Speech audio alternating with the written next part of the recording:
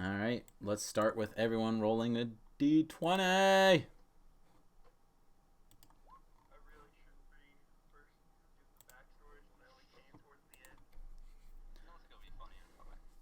Oh, dang. Never mind, Zach gets to choose who gets to say what happened last time. Yeah.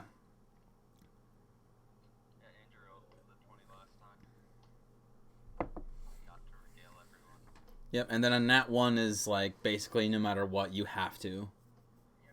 You have to do it. No, it's not that. It's just you have to do it. Like,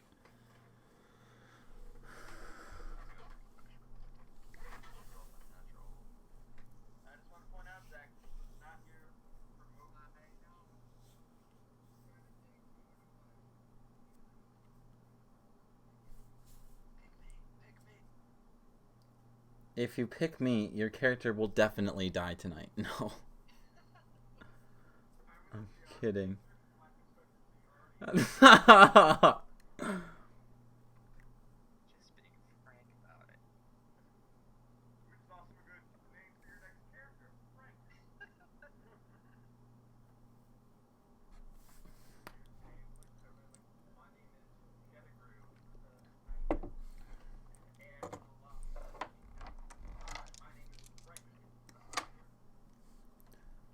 I don't know, that sounds pretty badass to me.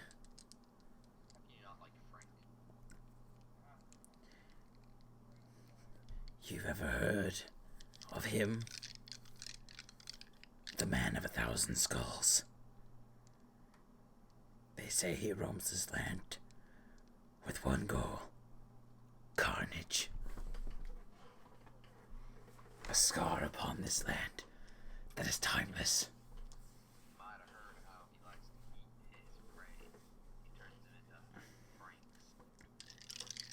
He goes by one name, and they say that he's so powerful that his name gives him power. What's the name, Father? If I dare say it, he may hear us and strike both of us down. What's his name? The name is Fret. And then his neck gets cut open by Frank. Mm-mm. Alright, Zach, did you choose who's gonna do it?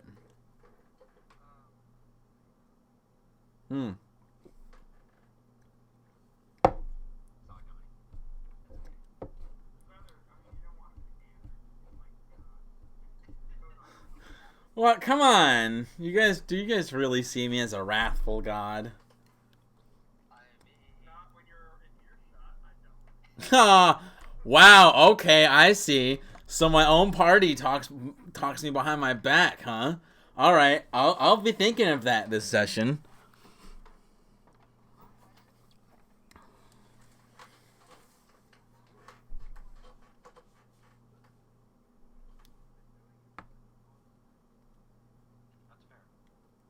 Well, I appreciate that thought. So, Morgan, what happened last week?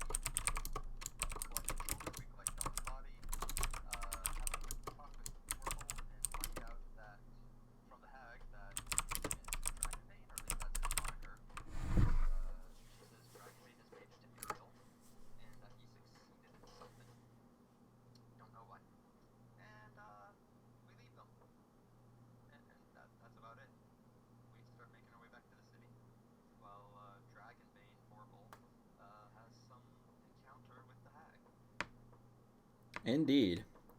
So, you guys spend a few minutes darting away as far away as you can as possible before you start to get winded. And you're all on like this cliff side that goes down on a steep slope hundreds of feet down into a valley. And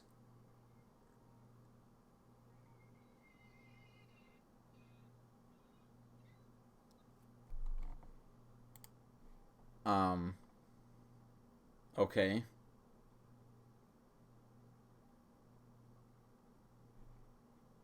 I don't know if anyone else heard that, but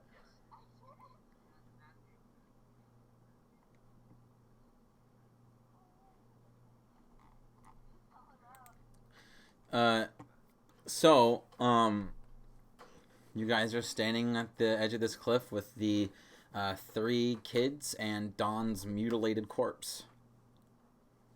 You don't hear the sounds of battle cries or metals clashing together.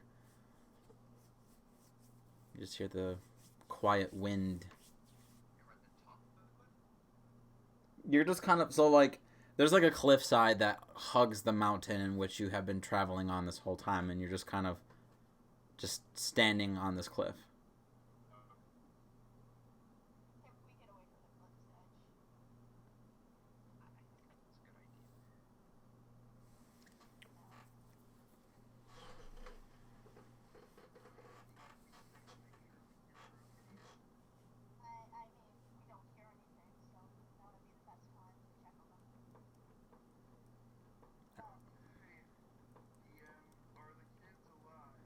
I don't know.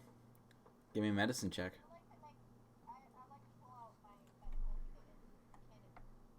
Your medical kit. Okay.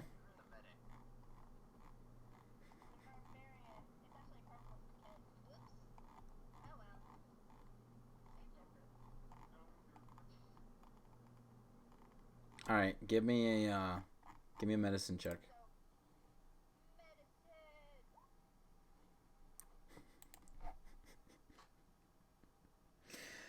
So Leon checks all of them, and Leon, you guys notice that with every kid that he checks, his face gets paler and paler. Yes, you feel that all of them are dead.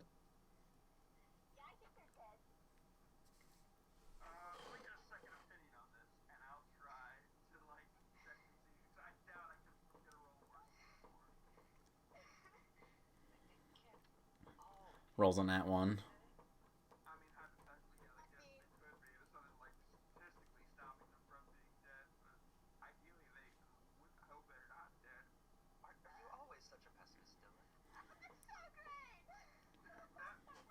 Dylan, you immediately the first thing that you try, you find a pulse, and uh, you are confident that all three of these children are alive. They are just unconscious.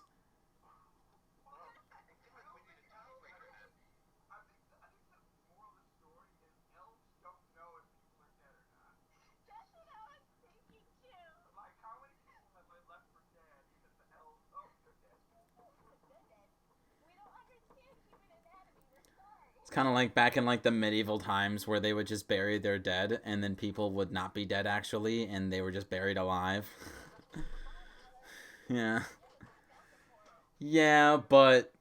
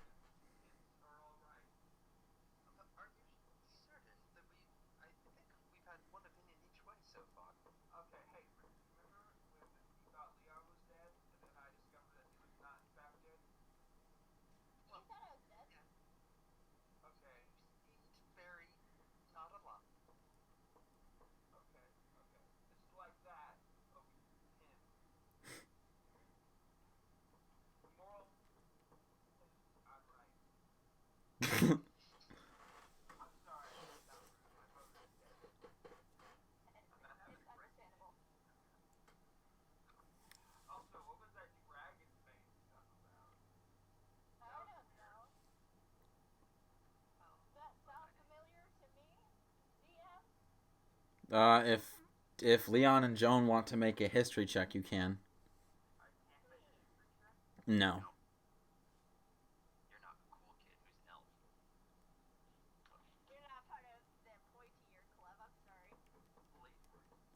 Oof. Oof. Leon, you're nat ones. Oof. Uh. Oh shit. Oh sorry. I'm sorry. Okay. Yeah. Neither of you. You like search your memory to see if you that rings a bell, and it doesn't. Self-explanatory. I mean, Dragonbane, Bane of Dragons, is probably a guy who like killed a lot of dragons or is designed to kill a lot of dragons. Well, that's a supposition on my part. Logical enough. Okay, let's get off these godforsaken mountains. Make sure that. Okay, here, Leon, you hold these two kids. Joan, you hold this one kid. I'll hold my brother's corpse. Not a good day. And let's find a safe path down. You may want some sort of satchel so you don't lose anything. I'll just wrap him in my bedroll.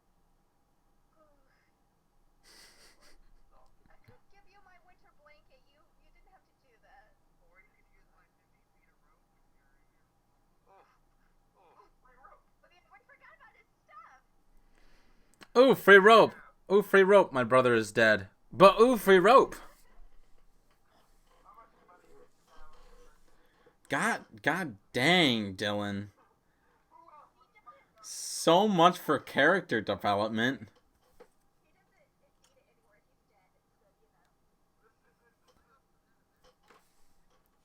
Yeah, I'll use his bedroll. We'll use his bedroll. Yeah, it's fit. I'm like not gonna need it.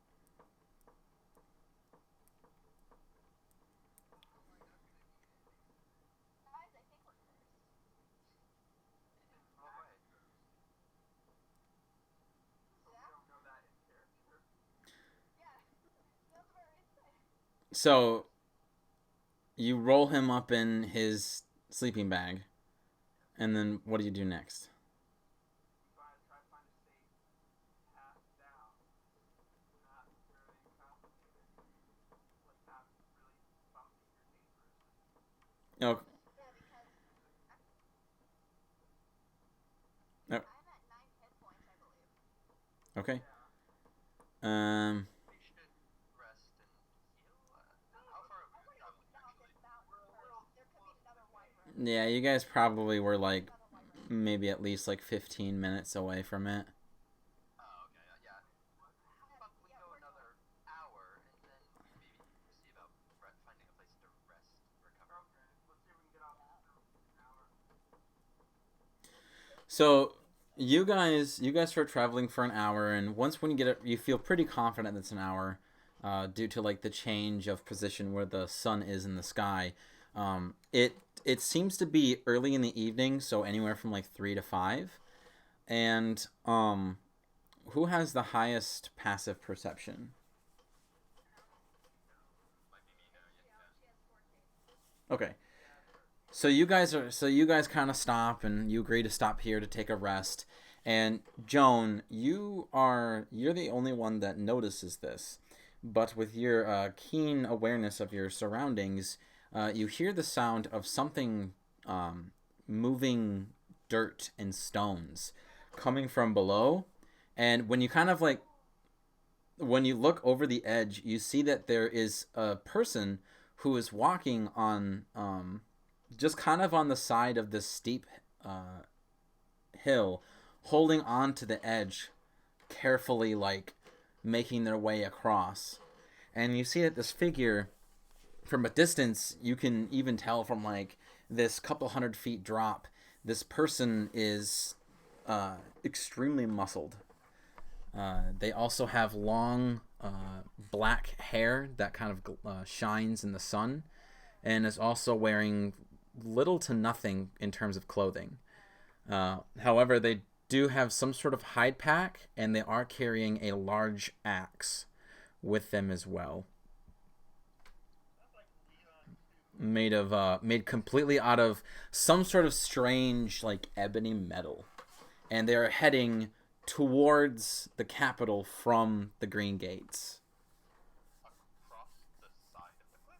Like at the very bottom, there's it like this cliff ends at like a steep slope that goes down further down the mountain into an alley. Okay. And they're just kind of walking along the bottom of this cliff using the cliffside itself as a leverage point and as like a failsafe in case if they slip. Joan point this guy out to us? Yeah, Person out to I'm us? going to just kind of quietly lean over the edge and just wave my hand without saying anything. Just mouth, the shh wave.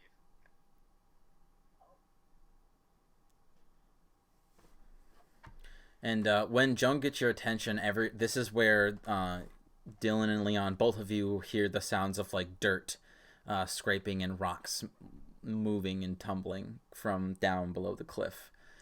And you probably hear someone like the sound of someone slipping on dirt, and then the sound of They seem angry or dangerous. you can give me an insight check. Just like going to lightly pull on Joan's like clothing to like pull her away from the side, and just like away But from they're the so side. interesting. But Joan, Wait, die! I almost died. wait, Leon, it's your perfect opportunity. Do what you were sent to do. No. Uh. But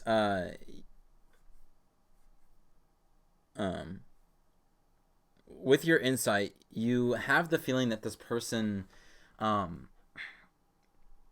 you don't feel that they don't really look dangerous. They kind of look like a little savage-like. Not like anything that you've seen of like of human civilization in Astria. And you also do get the sense that they seem to be frustrated, possibly of the method of travel that they have chosen. As every step here and there, they slip under the loose dirt and grunt. Okay.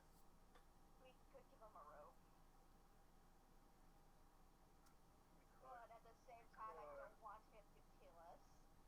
The cliff is like I'm whispering this to the two of them. I mean, we could just, for once, mind our own business. also as a note, the cliff is like a couple hundred feet. Okay.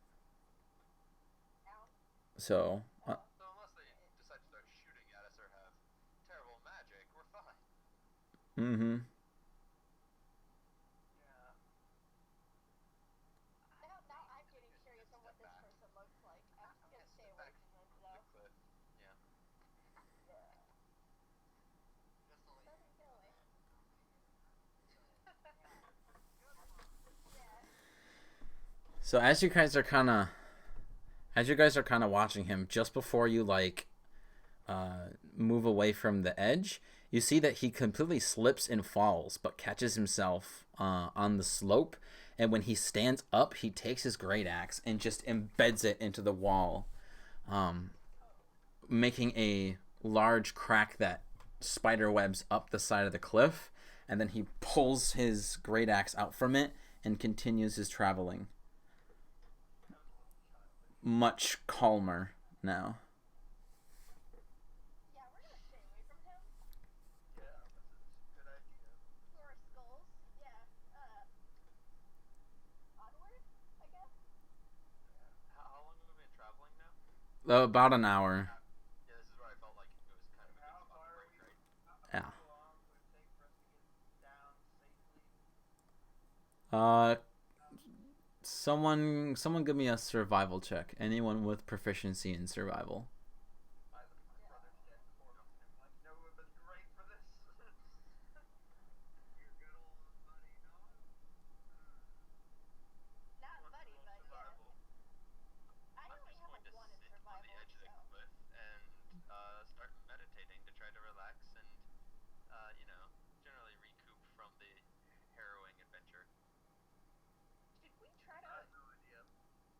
Yeah, you're not quite sure. Take the kids. You're welcome to rehabilitate them if you'd like. I'd like to feel a little more wholesome and ready to deal with things in case they start running. There's But much that we could make also me have a feel body wholesome. with us, Yeah. so like So, I mean, like, we'll certainly be quieter if we don't. We could throw the body at the guy.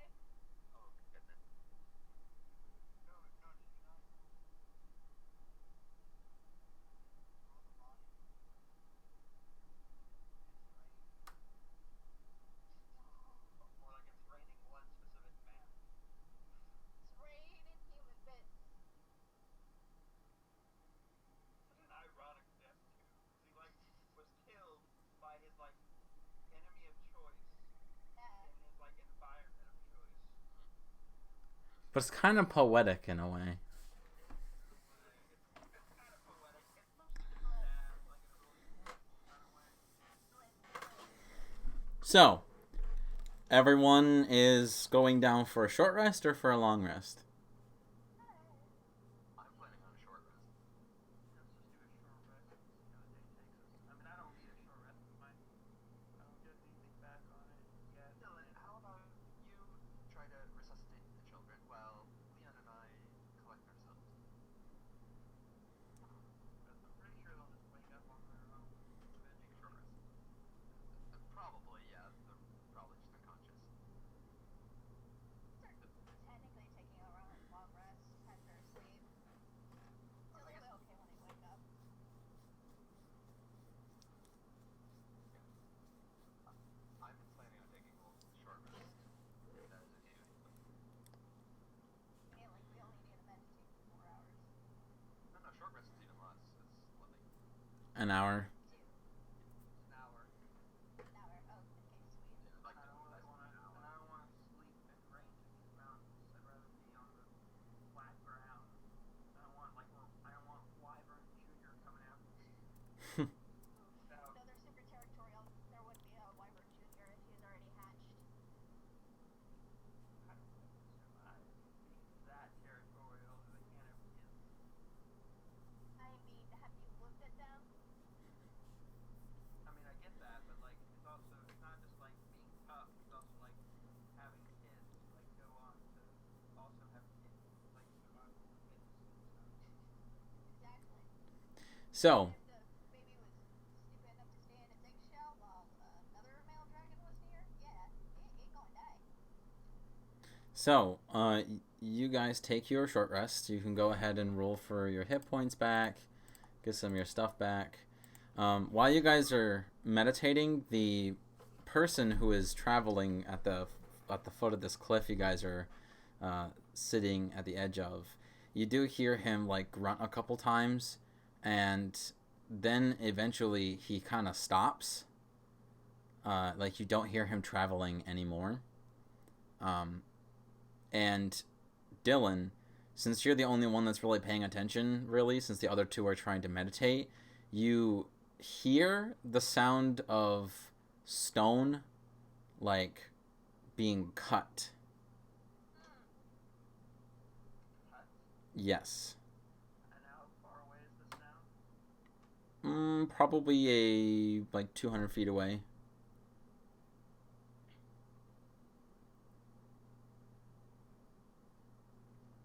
Okay. Everybody else feeling rested? Wait, This is during the short rest, by the way.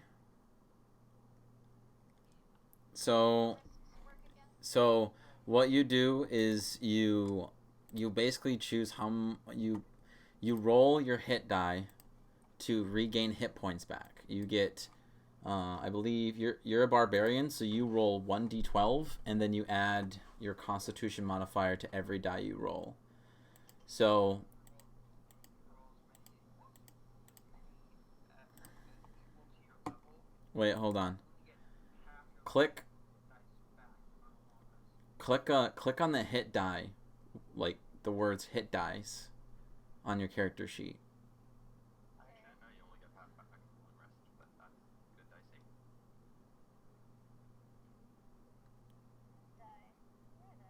It's under temporary hit points to the left of death saves. There you go.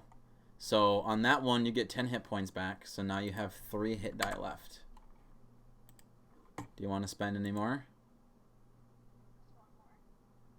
Alright, then you get another 7. So you gain 17 hit points back in that short rest. You're down to 2.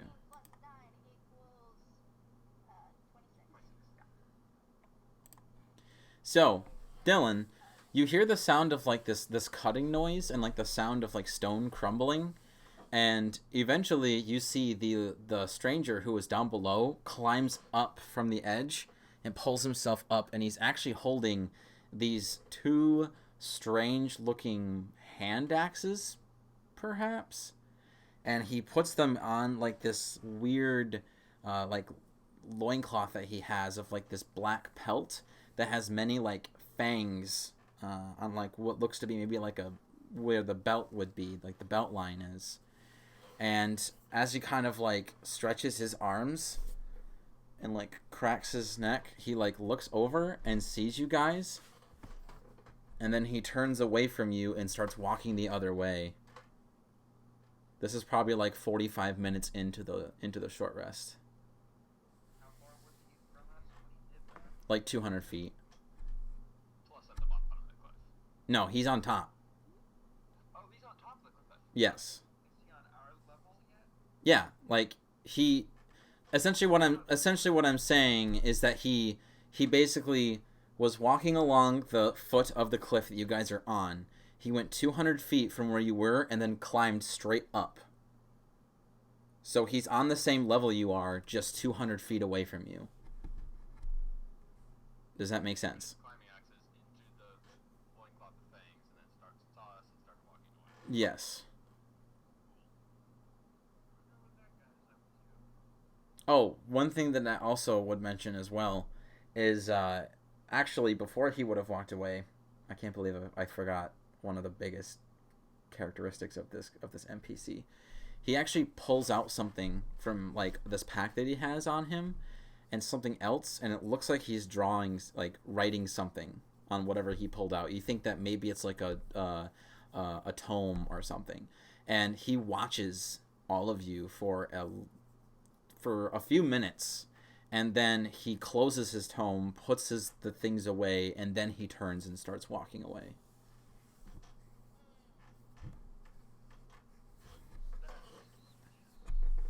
And then by the time that he like starts walking where it curves around to where you no longer can see him by the time that the hour is up.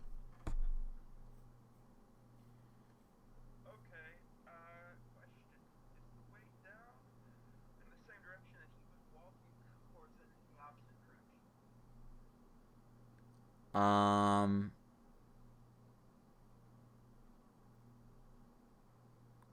He's basically heading the same direction that you guys were, which is to the east. Okay.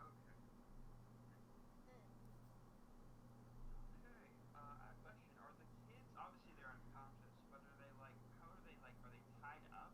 Or are they like... No, they're not tied up. Okay. Well, that's enough resting for one day. Let's, keep moving, gang. Yeah, I guess so. The sooner we get off this mountain, the sooner we can be off this mountain. Yep. I suppose it would be not an issue if we ran into the traveler. If we're following after him. Maybe let's not be too hurried to catch up with him. He didn't seem like an enemy, but he didn't necessarily seem friendly also. I mean, honestly, anyone who is stupid enough to be here on their own, up to something. I mean, either he's dumb or he's just very powerful. And I don't like either. So, you guys continue trekking along this cliff towards the east. Yeah, just trying to get down. Okay. When you go around the bend of this cliff, as again the cliff hugs the face of this mountain. When you go around, you do see that it goes around and then curves inward, almost like a slithering snake. And you do see a small figure moving along the cliffside, suggesting that that is the stranger. They're just like maybe like 10 minutes ahead of you. A fairly good distance. And um uh and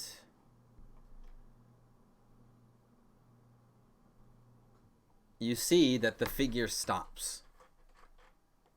Just stops moving. He's too far away for you to really see what he's doing, but he's stopped traveling. Do you guys continue along the path, or do you stop as well? Yeah, we're stopping. I'm Okay, stopping. I will stop.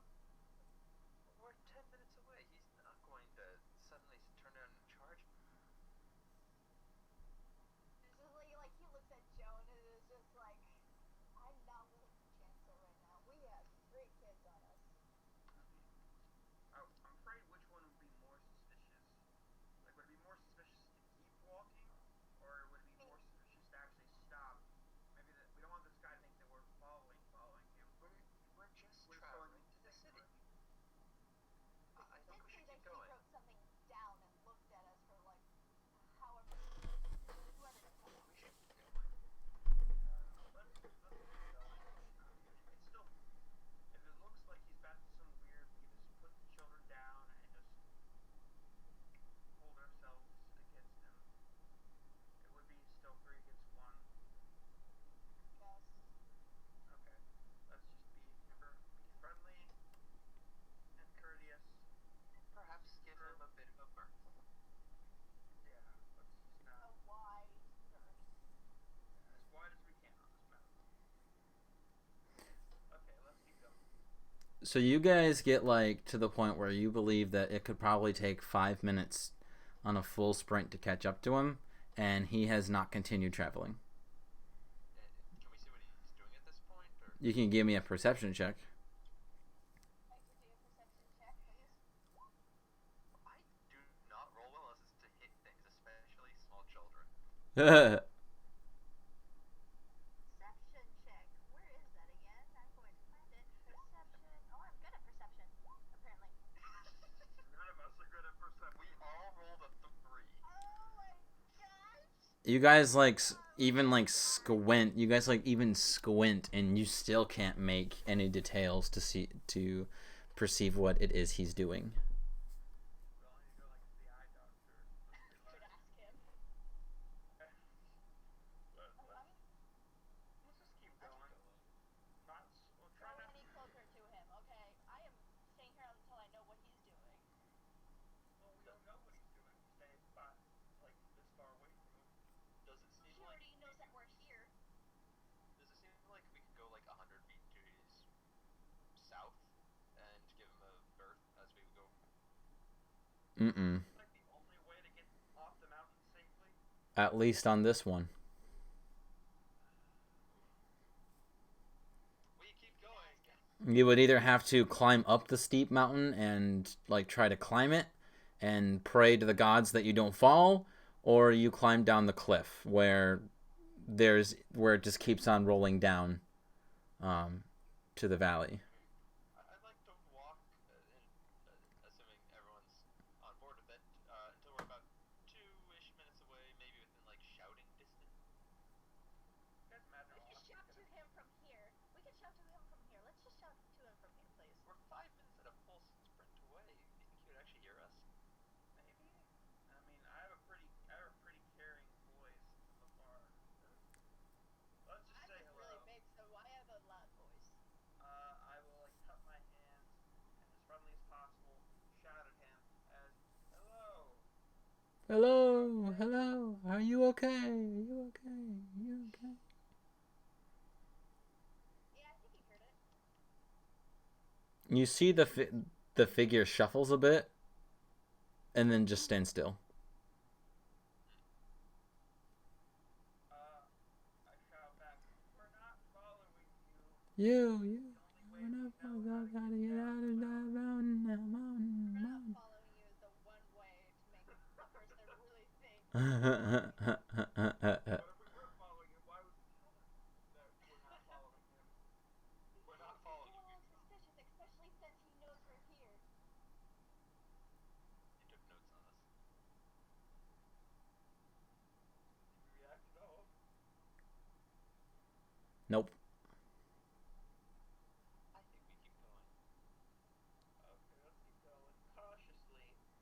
Reluctantly, Cautiously. we keep going. Reluctantly. Reluctantly crouched at the starting line. Something in time. So you Alright, have to stop.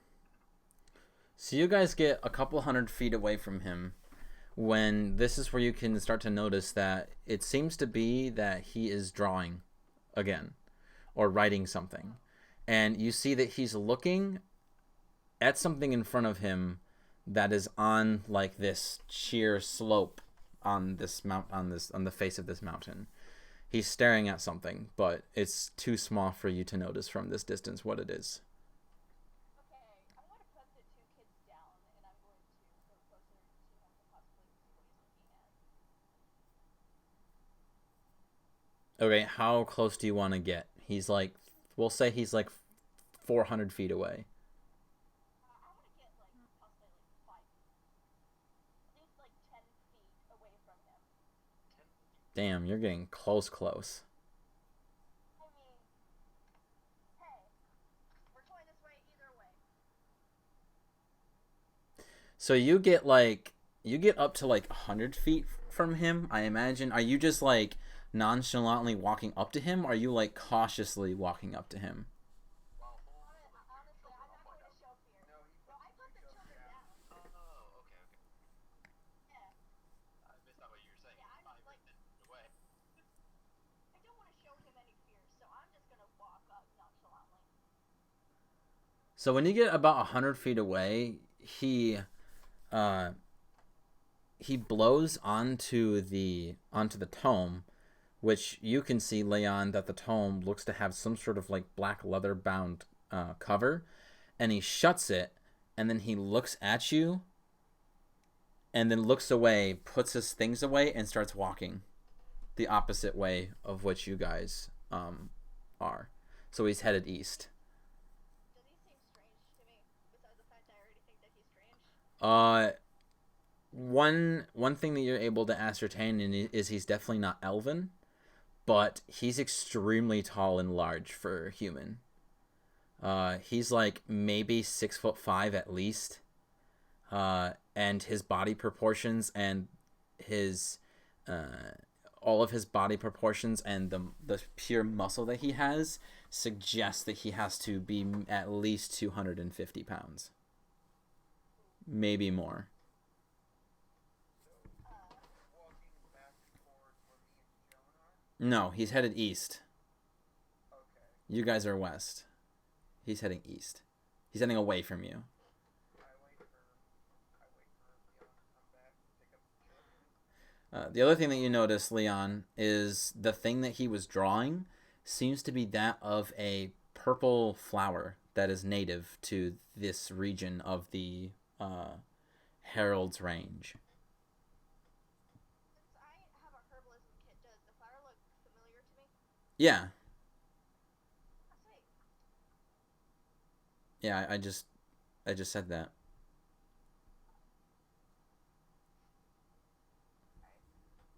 Okay, so he's drawing a flower. That Oh, sounds do I know, like, what it could do as a normal flower? I would say that you would recognize this as not to be a flower that is significant to herbalism, but it's more of a rare flower that's a symbol of beauty, really. It doesn't really have any herbalism importance. It's just a very pretty looking plant. Just looking at a flower is okay. He returns. Okay. Maybe Well, that's that's comforting. maybe that's his hobby or something. Perhaps he's an artist. Wait, so he was drawing us? Maybe. Okay. That'd be a little bit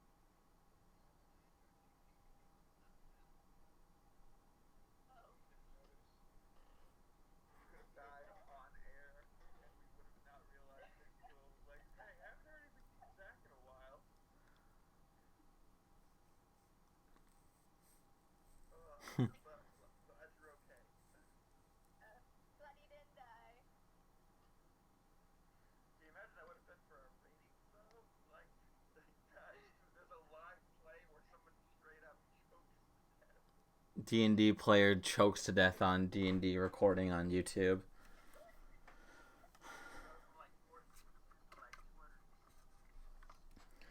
Shoot, if that was the truth, Zach, can you actually choke?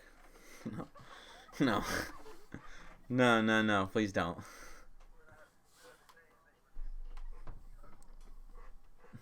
So, you guys gonna keep going?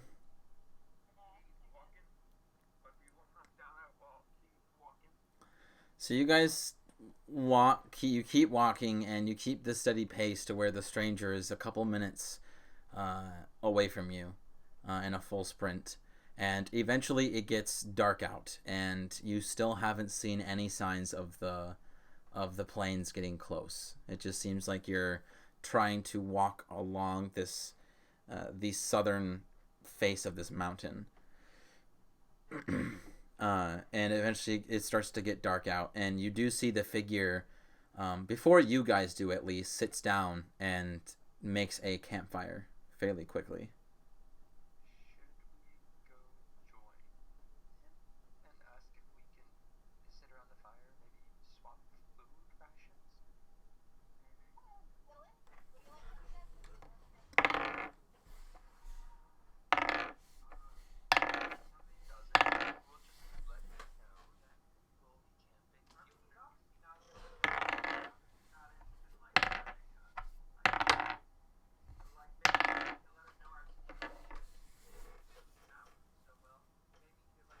Dylan, would you like to do that? Doesn't. We'll just let him know that we'll be camping here. Well, I doubt he would be camping here. I doubt he would be camping here if it was an unsafe place to rest, but I think it would be courteous at least to let him know that we would be camping near. Right. Let's go talk to him. So you guys walk, and as you get closer and closer, he hears your footsteps, and he looks towards the direction in like the faint darkness as the sun slowly sets behind the mountain, and he watches you all as you get closer and closer. And when you get about 60 feet from him, he slowly turns back to the fire and just stares into it. As we get like within, as he reaches the light of the campfire, I say, so I think we probably got off on the wrong foot earlier. We are just traveling through the mountains. My name's Dylan, and these are my friends, Leon and Joan.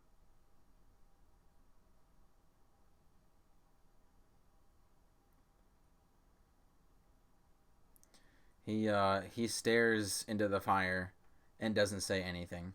Doesn't even move to respond. We were just gonna let you know that we've been camping a little bit that way.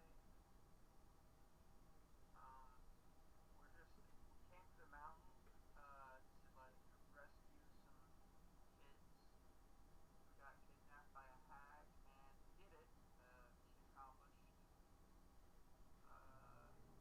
One of the people who was with us passed away. This is him. I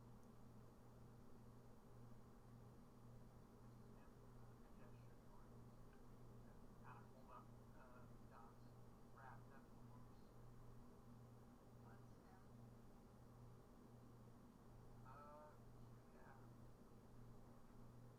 By chance, you seem to kind of know the mountains pretty well. What if I could do a quicker, safer route to get down, so we really can get back to the capital?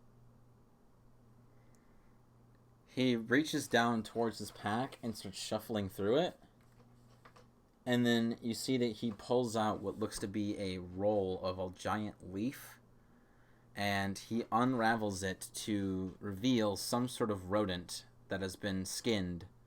And he pulls out a stick that he had saved somewhere, and just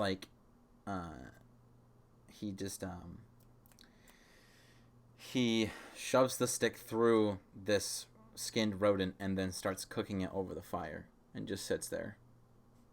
Nice quick skewer.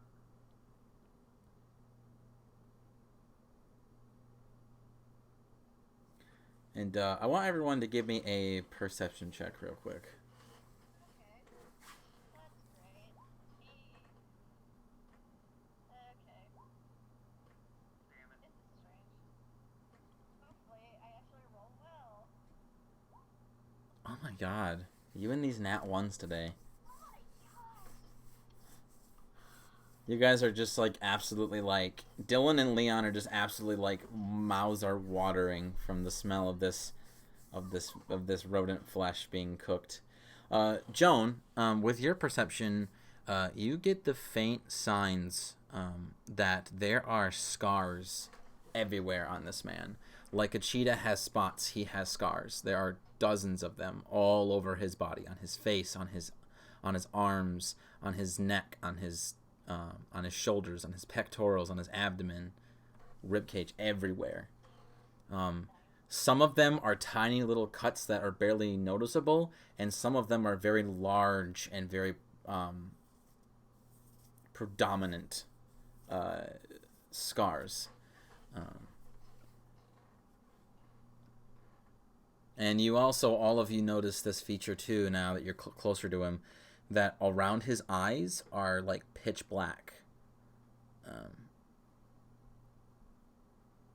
But from the pitch blackness around his eyes, you see these brilliant emerald green colored eyes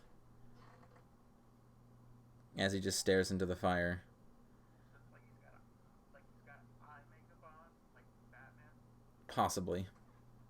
No, wait, no. Ratman.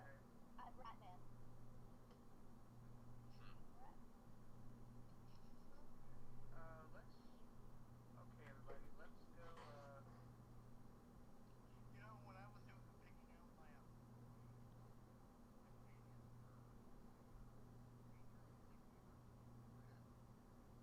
I don't think that would work. 'Cause Hey, Philip. Oh, you're good at drawing things. what? You know how you're good at drawing things? Yeah. You can draw a picture of a wyvern. And Yeah, I return get for sharing his fire. fire. And for him to not kill us in our sleep. Okay.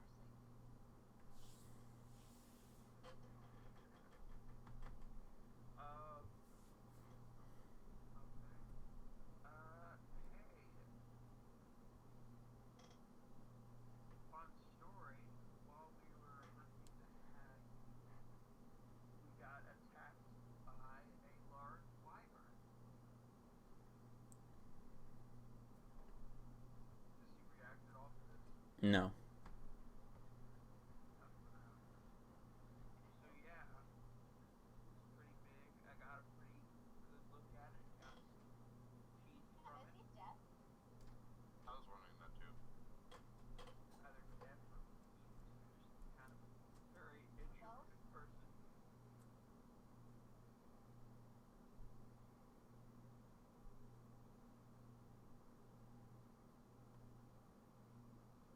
I mean, if you want, I could draw you a picture of the wyvern if you'd be into that kind of thing.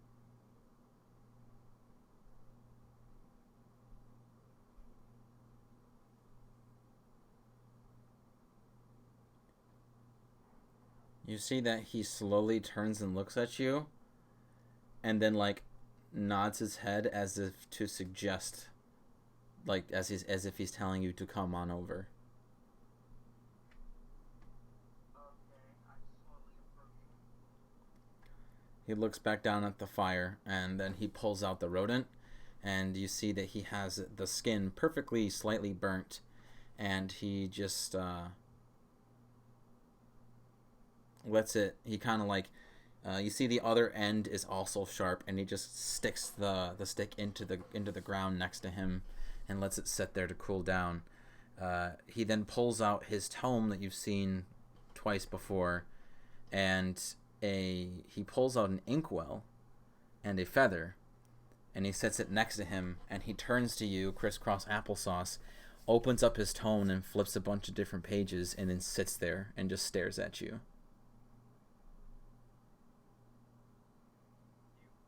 want me to draw it in your book? He blinks once, and then he nods. He shakes his head no. No, you don't want me to draw it. Do you want to draw it while I describe it to you? He nods. Okay. I start describing how the wyvern looks. Try not to like embellish too much, like pretty much try to get size down. Expand what the wings will look like. I mean, like one of us was on his head, so Yeah, I mean, we got a pretty good look at it. yeah. It's sort of And the stinger. yeah, the stinger, the really important part. It only had how it's like it had two back legs and its front legs were not legs, they were part of the wings. Like a bat, right? Yeah, that wings. Yeah. And so yeah, I just described how the wyvern looks. So you do this, and when you're done with your description, he continues to draw and does nothing but draw for a few minutes. Do the rest of you join Dylan? Yeah. Yeah. Like to walk over and sit next to Dylan at the fire. So you guys approach, and he does not seem to at least take notice of the new presences that are at him in his campfire. And when he's finally done, he just blows at the ink, sets the feather into the inkwell, and then he turns the book, and you see what looks to be a very, very creative drawing of a wyvern. To your description, nearly to the T, but he also has the drawings of you three fighting this creature. Leon is on its head, not exactly where he actually was, but is on his head with his massive greatsword lodged right between where its eyes are and its skull. Dylan seems to be he seems to be like what weapons do you have visible, Dylan? I have a harmonica. Not sure it's a weapon. You should have a weapon. I have a rapier. Okay. He has you with the rapier, like taking a defensive stance in front of this creature, and then Joan, you're kind of off. It seems to be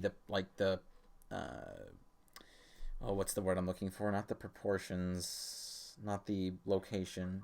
Yes, the periphery shows that you are off in the distance with your bow, and you have shot an arrow that went right into its eye, and I just nod with appreciation when I see this. he shows you this, assuming that like you told him that you had killed it. So this is the scene that he images of you guys killing this creature, and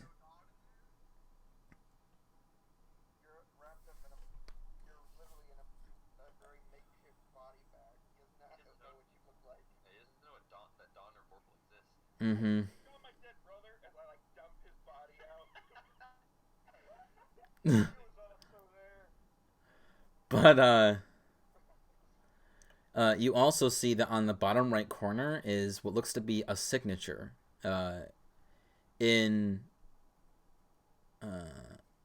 It seems to be in common. And you see that it reads Davion Davius.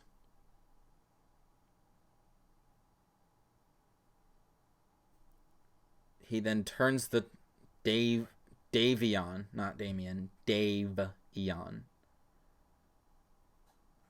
He then turns the tome back to him, and then he closes it, and then he proceeds to put away his writing utensils and supplies back into his traveler's pack.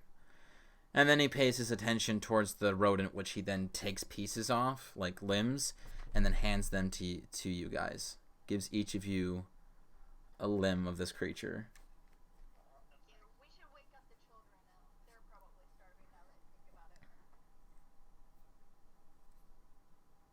I touch the children to see if they will wake up. You nudge them, and all of them wake up very sleepily, and they all sort of panic for a little, like a brief moment, as they see they're in the dark outside with you three, which all of them, they don't seem to recognize you at all. But they are struck with this utter fear that they can't get a single scream out of them. Leon is like, just like kind of looks at Dylan, then like giving him like the signal, do your thing. Oh yeah. You're good at talking. I'm like, okay, I know you guys are panicking, but I'm not sure if you guys remember me. My name is Dylan, and you guys were kidnapped by a hag, really scary hag. You didn't need to tell them that part. Named Granny Goosebumps. But anyway, but we saved you. You guys are perfectly safe now, and we're gonna take you guys back home where your family is. The capital. The capital. It's gonna take a few days, probably longer than that. But first we gotta get off the mountain. First we gotta sleep because it's pretty late, and I know we just woke you up. Would you guys like some food? And I kind of like hold up my limb of rat. Give me a persuasion check.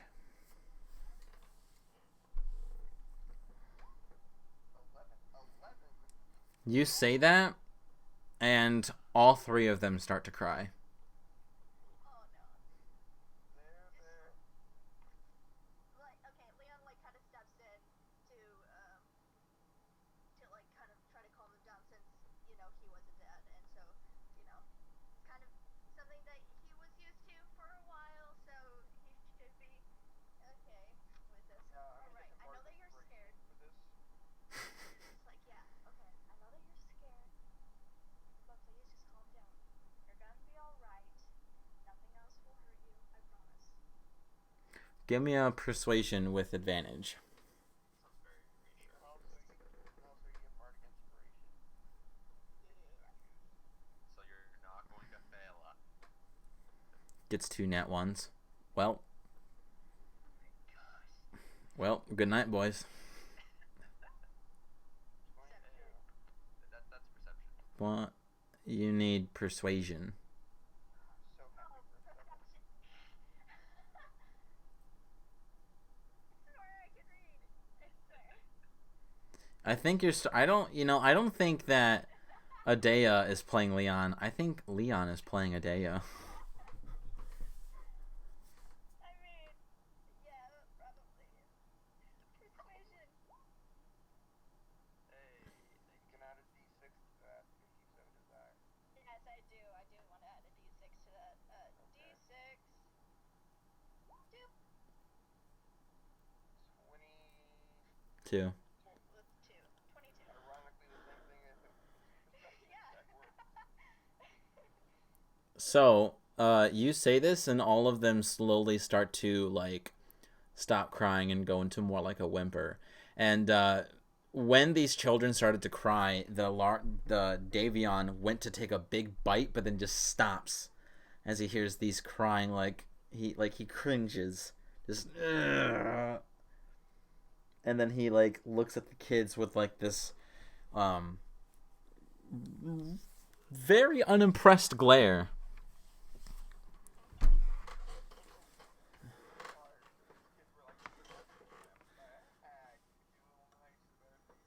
And he then just like, without removing his eyes from them, just takes a big bite out of the torso of this large rodent.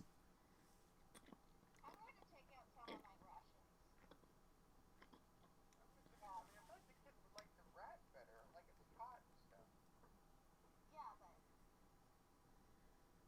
Like, okay, I mean, if you guys don't want to eat this, but we also need to eat too. I mean, I have rations. I'm okay with eating my rations. I just want to know what the kids want to eat. Because if they want the rat, they can have some rat. But if they don't, I can give them some rations, and I'll eat the rat.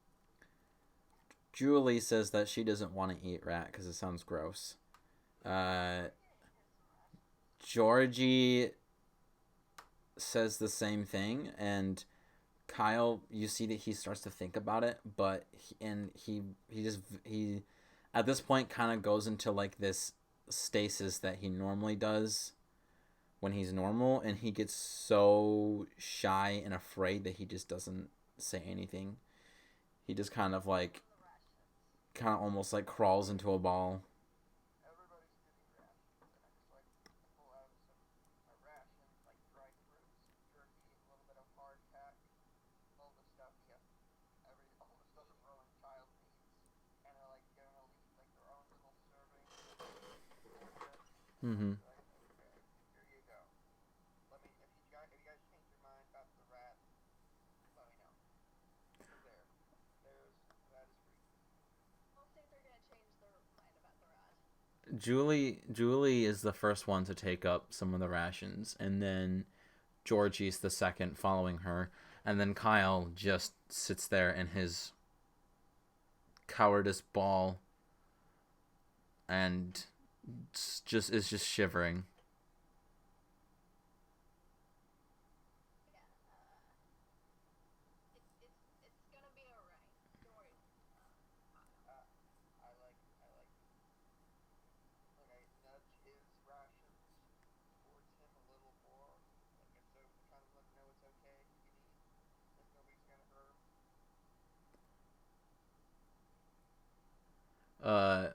You do that, and you all hear him like whispering something to himself. Um, Perception check. yeah, if you'd like. This time, actually perception. Wow. Oh my gosh, the first one. Joan, do you want to make one as well? Okay, I can, but sure. I'm not expecting to beat me. So all of you hear him whispering to himself, I want to go home. I want to go home. I want to go home. I want to go home. I want to go home. Over and over again. And Leon, since you're the one that got the highest, you have the sense where it doesn't necessarily sound like he's mad, but he sounds very frustrated and almost like he's getting impatient. We'll get you home, Kyle. Don't worry. You'll just have to wait a little while. Dang it, Kyle. You see that his head like snaps up from hiding between his knees, and you see that tears are like falling down his face, and he says,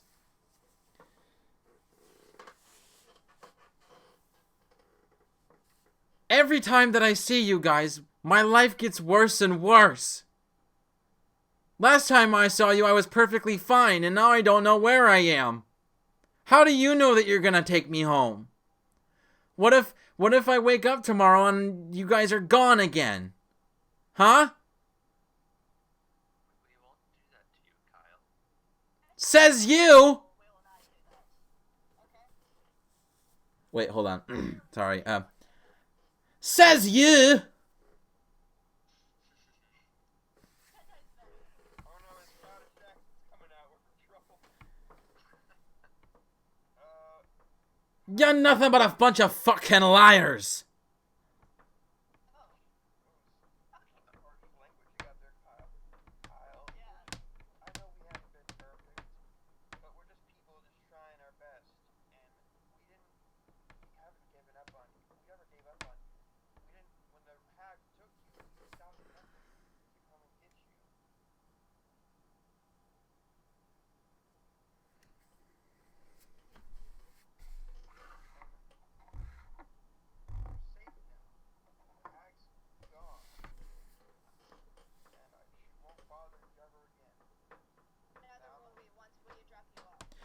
How can I believe you?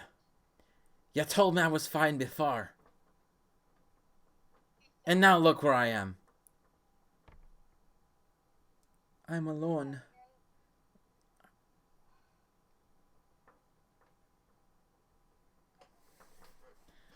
Joan, uh, as you're kind of like listening into this, you're the only one that really notices that Davion stands up, and uh, he walks over to Kyle, and which this point, Dylan and Leon sees him do this, and he towers over Kyle, in which Kyle just like looks up at him, and Davion just kind of stares down at him, and you see that he actually has his book out again. And then he sits down next to him, still looking massive compared to this kid, like a bull to an ant. And he just like looks over to the kid, at which Kyle is just kind of awkwardly and uncomfortably looking at this man who could like probably swallow him in one gulp if he tried. And Davion then opens up his book, and then like reaches over with his left hand to Kyle to show him something, and Kyle just like stares at it while he's like sniffling, and then Davion starts to like turn the page, and he just lets Kyle look at this, and Kyle goes, "Who's that? Is that your mother?" And you see Davion gets like this he just kind of stares at Kyle and just shakes his head no. And then Davion actually gives him the book, and then like pinches a page and like flips it back and forth to almost like he like basically telling him like, look through the book. And then he makes the gesture to Kyle to shut his mouth. And then he stands up, walks back to his place to the fire, and sits down crisscross applesauce, in which Kyle just kind of stares at Davion, and then looks back at the book. And then he just very carefully grabs it and just starts looking through the pages, getting all still sniffling and looking like he's very, very upset, but now briefly distracted by whatever is in this book.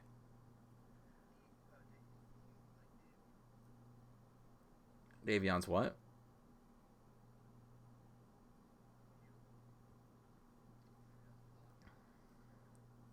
Possibly. Georgie and Julie, they both are like eating at the rations and saw this whole interaction, and they both kind of like look at each other, and Georgie, like with his curiosity, slowly goes up to Kyle and just kind of looks over at him.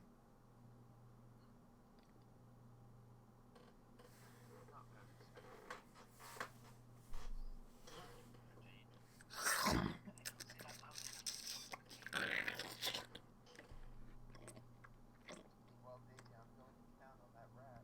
Ooh. It's a good rat. Can't let it go to waste. I think a bite of the rat, is it good? It is very tender and tastes a little smoky. Give it that nice smoke gives it a nice flavor. Doesn't have any seasoning in it, so it doesn't have a lot of zestiness. It's still kind of bland, but On seeing Dylan's appreciative reaction, I'm gonna eat some of the rat, the part I was given. Leon's also gonna just see the rat. He doesn't know about it. You know what's funny? Out of character?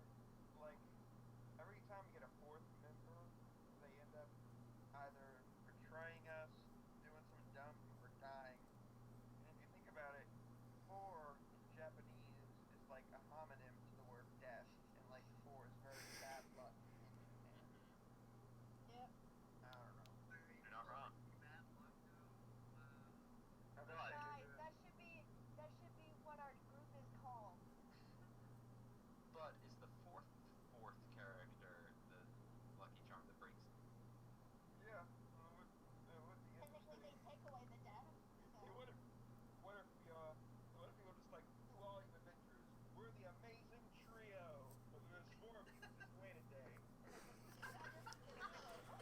But yeah, well, wait. There's four of you. I'll just wait a day. That's funny. It almost sounds like something that should be in a Monty Python movie. So, what do you guys do from here on out? The kids seem to be briefly distracted by Davion's mysterious drawings or whatever else is in this book. Um, I'll take the first watch. I'll take second watch. And Joe, you take the third watch. so, you guys go through your watches. Well, Make sure the kids know not to wander off and stay close to the fire. Close to the fire. Like yeah. They like within an hour, all of them just fall asleep. With Davion's book. In which Davion like he periodically checks on them when he finally sees that they're asleep. He stands up and very carefully pulls the book from Kyle's grasp, shuts it, walks back over to his pack and puts it back. And then he sits back down, and as it gets later and later in the evening through your guys' shifts, it seems that he doesn't look like he's attempting to go to sleep, but eventually he does like curl back and just kind of puts his hands behind his head, maybe a little bit after midnight, and just closes his eyes and starts to go to sleep. What?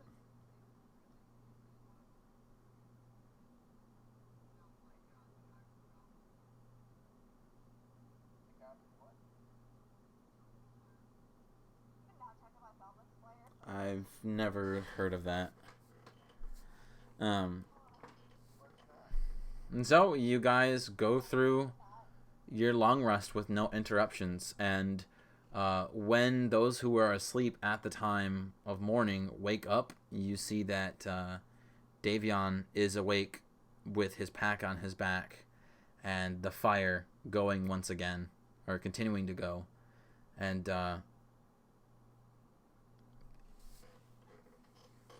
so the one who had their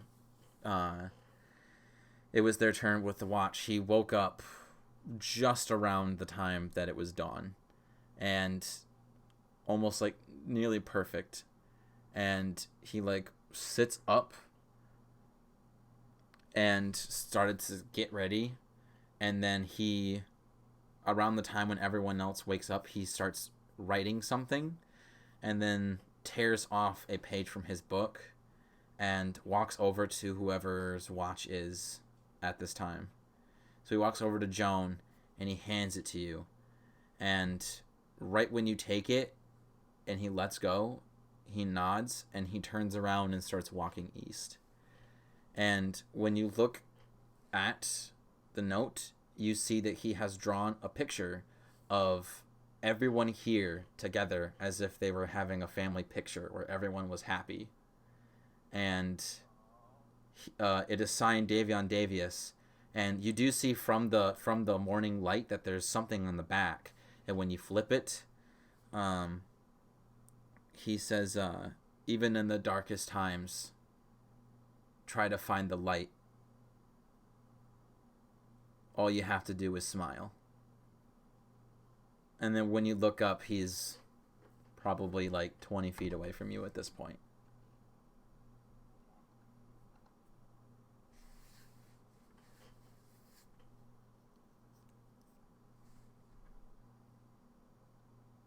If he did happen to look back or anything, or as he handed me the note, I would wave, but otherwise, I just kind of admired it. It's really heartwarming and touching, but I was also kind of hoping it would have been a map to get off by.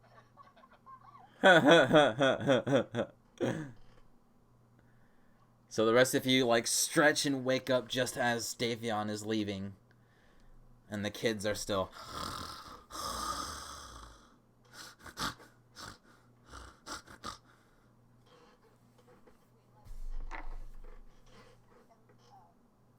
Set off one thing.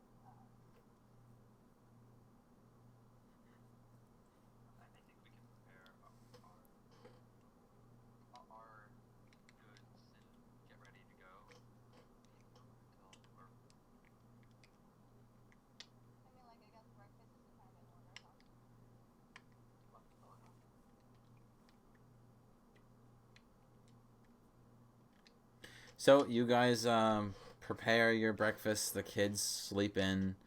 They eventually do wake up, very begrudgingly, but they do wake up, and they kind of are like still like a little too tired to really like be in a panic or be scared of where they are. But when Kyle wakes up, the first thing that he notices is that the book is gone, and he looks around and he goes, "Where's that? Where's that man at? Where'd he go?" Time for him to wake up. You have places he needed to go. What? But I had so much to ask him. He didn't really seem like a problem. But I'm sure, his people have it. Let's stop the house with him again. He did leave a message for us, I hope so, 'cause them pictures were they're they were amazing. and like he kind of like looks over to Joe and is just like, so you want to show them what you left? I leaned over and just kind of hold out the paper with the drawings, like. So did you show them ever like Leon and Dylan this before you show the kids?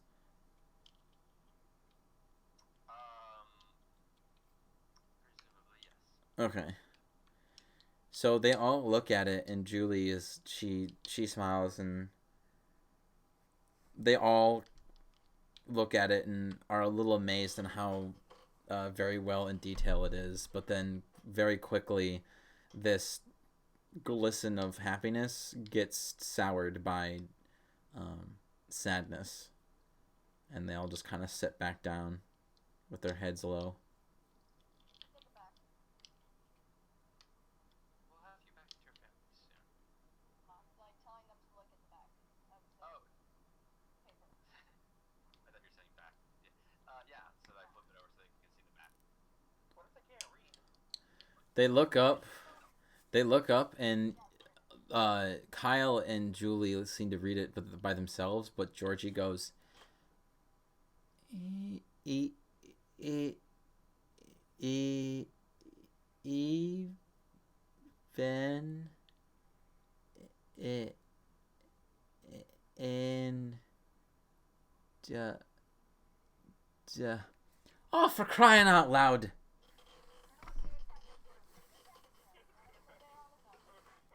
They're all on this access to the kid. It's all cranky. Out of practice. It says even in darkest times, you got to find the light. You need to smile. Ah, for fuck's sakes. Jesus, Kyle, you were a lot nicer before Voice you. read.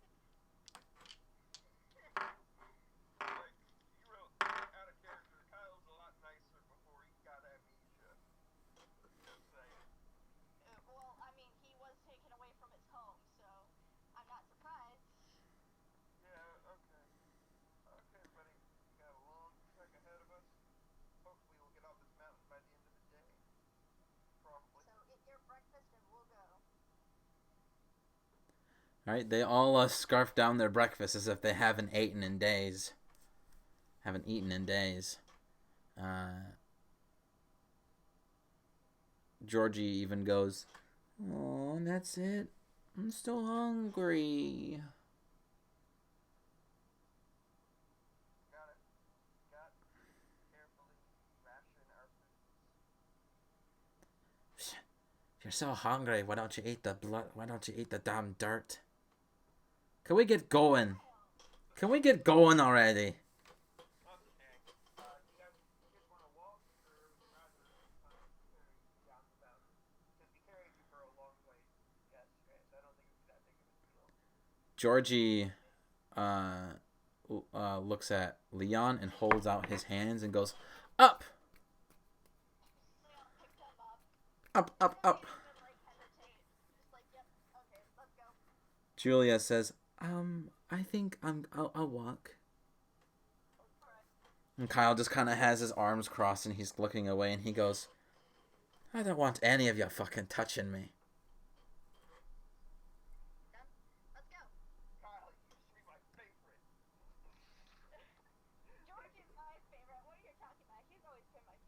I don't even know who the fuck you are. So I mean, piss off.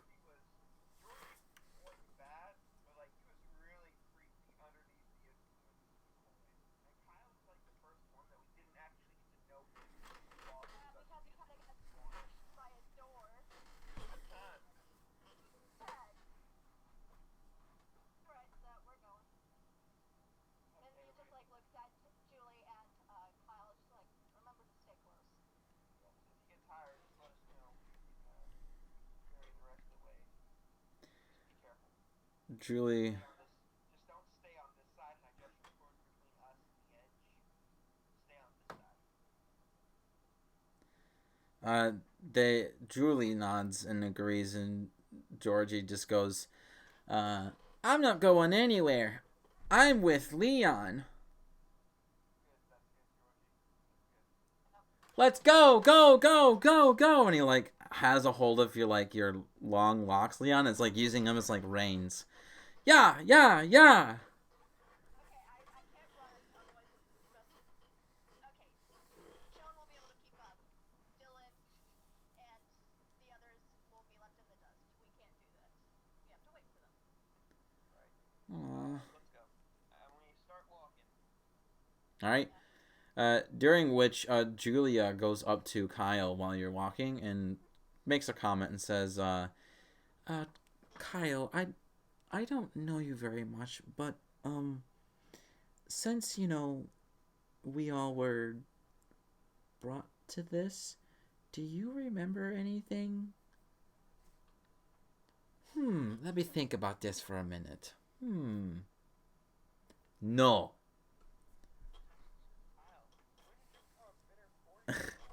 And must run in the family. He in which Julie goes, well, so you don't remember anything? Like, you don't remember like that, like a coin or anything? Listen, when I say I don't remember a goddamn thing, I don't remember a goddamn thing.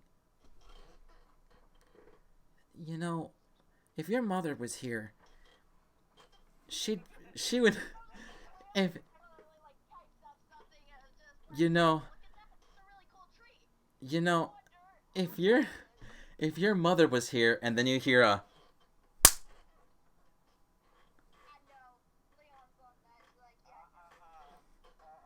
and you see Kyle has backhand her, and he goes, don't you talk about my mother.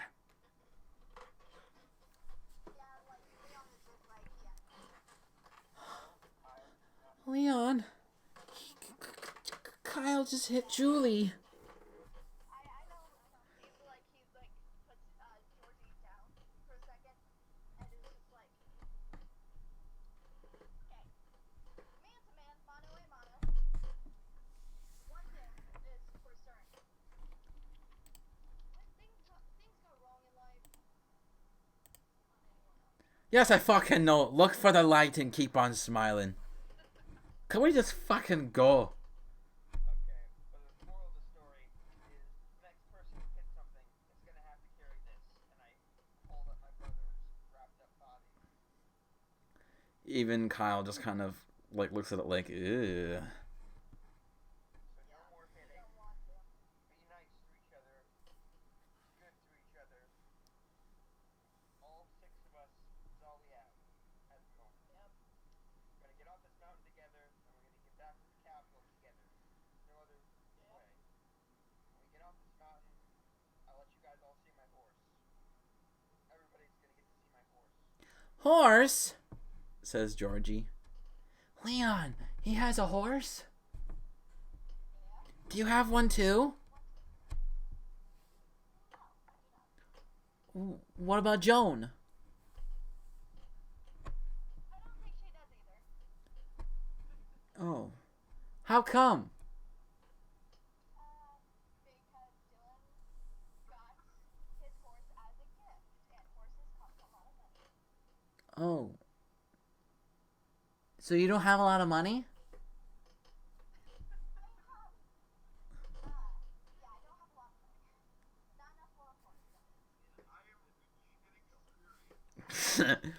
I have 3 gold.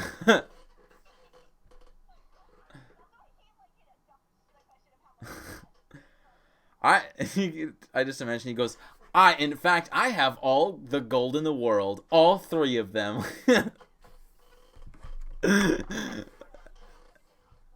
like Jordy's questions got constantly more probing, like, wow, how much money do you have?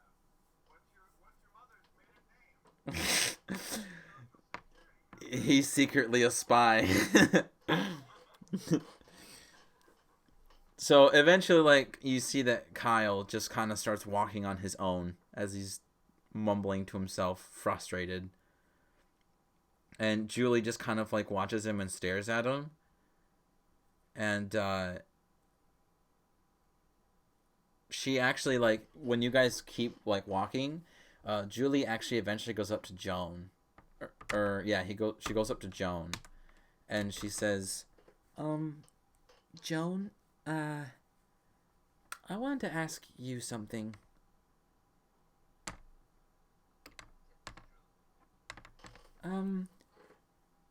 Kyle, is he, Scottish,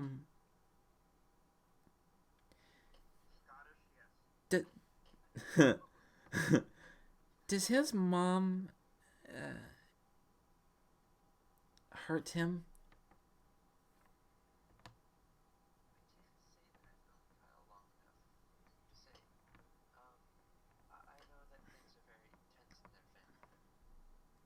Oh.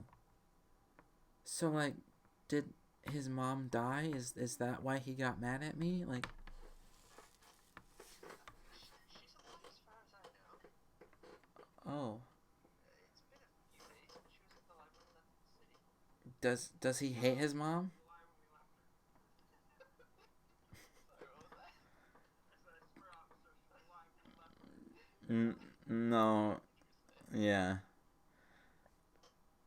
Julie said, does he hate her? I think you'd have to ask Kyle. But don't ask Kyle. Did you say that? I like slowly come up behind. I'm like, yeah. Don't ask Kyle. Kyle's obviously not having the best of moods. So I think it'd be best just not asking the personal questions until everybody's feeling better. Maybe when we get closer to the city. Right. I think that exactly what Dylan said. We just need to let Kyle relax.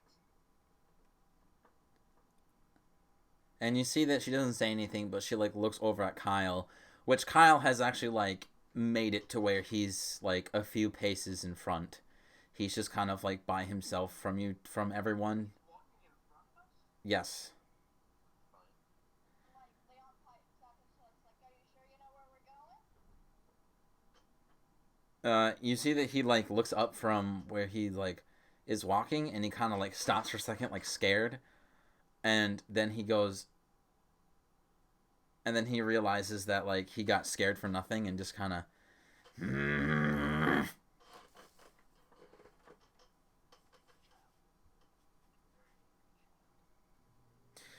Then he like crosses his arms and like gets closer to you guys and just fucking tall fucker.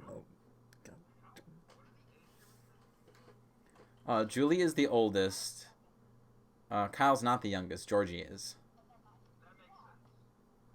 That makes sense. It goes Julie, Kyle, and then Georgie. I think that's the reason why we put Georgie first. Yes. Julie is like in like a very early teen.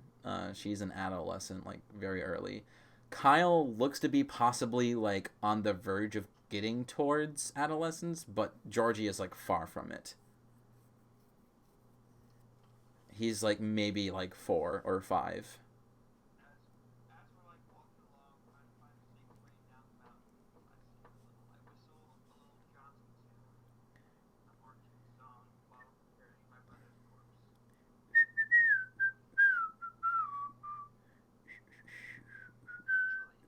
everything will be alright when we get back.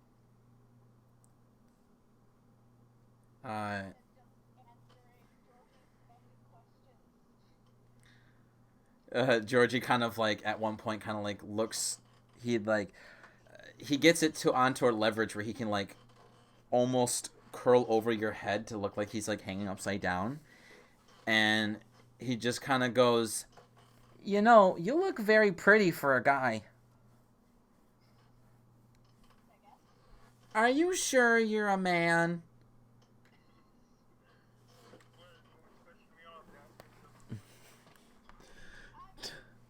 Dylan, Joan kind of goes, "Oh great, we have a miniature Dylan."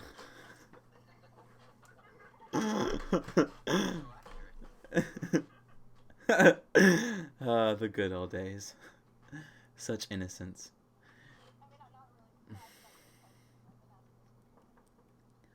Oh, and what'd you say?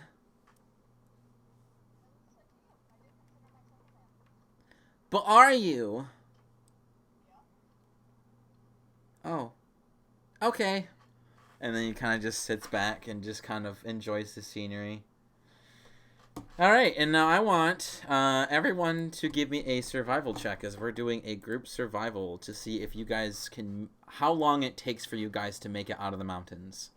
How many days? Oh, no.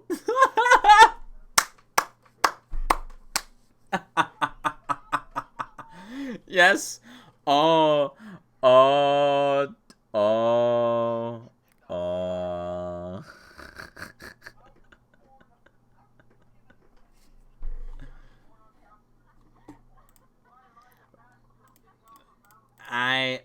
I don't know. Your guess is as good as mine.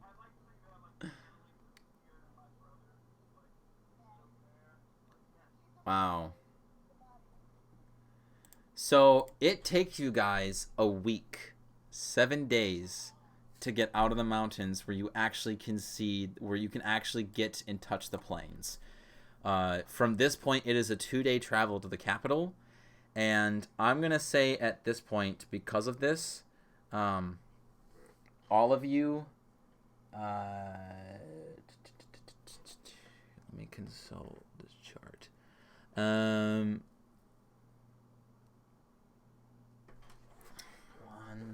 Second. Un momento, por favor.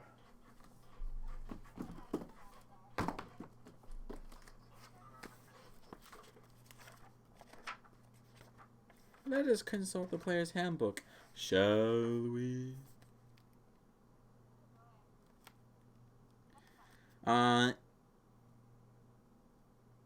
So each of you, because of this, this will be like for at least day 1 of travel from the mountain to the capital, everyone will have 1 level of exhaustion.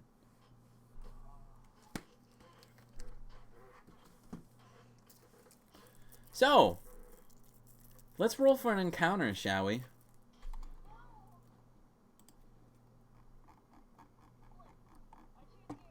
Oh, come on. You'll be fine. Nope, we don't want tunnel encounters. We want...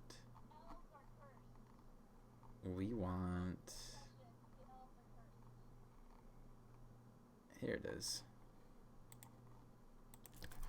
Who's gonna roll the d20? Who's gonna roll the d20?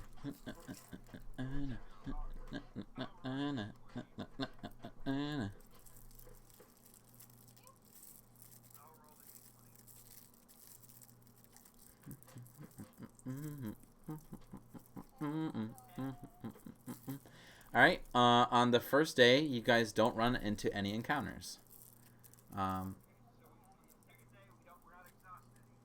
Actually, roll me the amount of encounters as it is for every check, for every watch.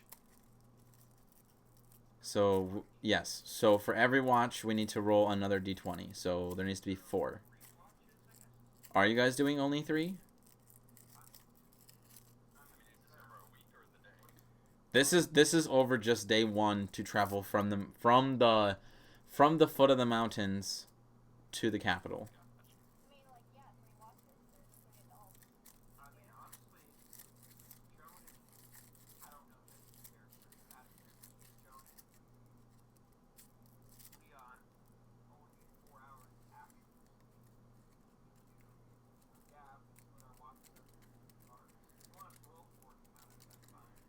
Yes. Okay, I'll roll. Rolling. 20. 1. Either way. If it's a high roll, low roll. Sure. 16. All right, so you guys get 3 encounters. The first one. So, the first watch is in the evening. Who is going to take first one? Yes. In all of our spell slots. Yes. Yep. So who's taking first watch? Probably me again. All right. No, I'll take first watch this time since you turned it first. So Leon, you're sitting by the campfire. Everyone is shut eye or doing their meditation. The kids are definitely sleeping. And you notice the sudden appearance of a flame. A couple 100 feet to the southwest of you. Oh, sweet. He's going to kind of like jolt Joan awake before going to Dylan. It's just like once he's done, he's going to like put his finger up to his lips and point at the flame. I nod, crouch, and draw my bow.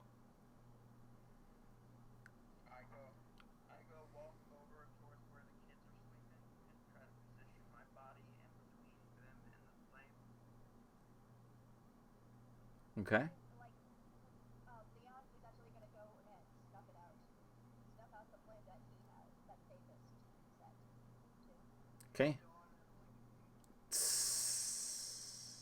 You snuff it out. Kind of like just crouched down close to the ground.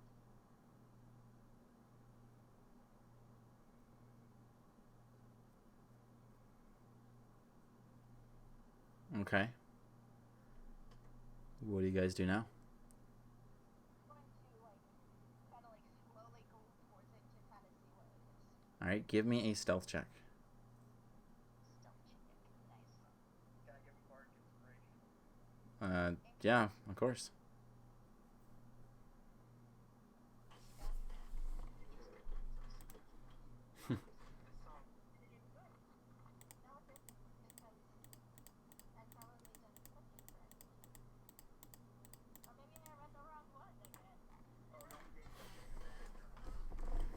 Why? Oh, that's right. Never mind. Ability checks. You first level of exhaustion gives you disadvantage on all ability checks. Not to mention, I assume you're wearing heavy armor. I'm not. Oh, okay, no, man. He can't. Don't wear armor. Right. We Or at least, two no, we of them. definitely don't wear heavy armor. Okay, add a d6. I was mistaking it with our old companion who joined at the same time. Let's go. Oh, come on. Are you serious? Oh, an 11. Okay. I am 12, technically. Oh, did you roll bardic inspiration? Yeah. Okay. So 12. Yeah. It's not outstanding, but it's not bad.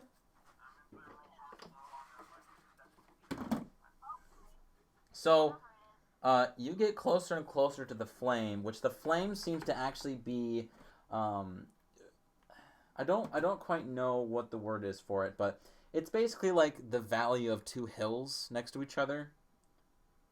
I know there's a term for it, but There it is. either way, Flame. Is it like a small flame, like hovering in the air, like a torch would? Or it's like a flame, like, say, a campfire?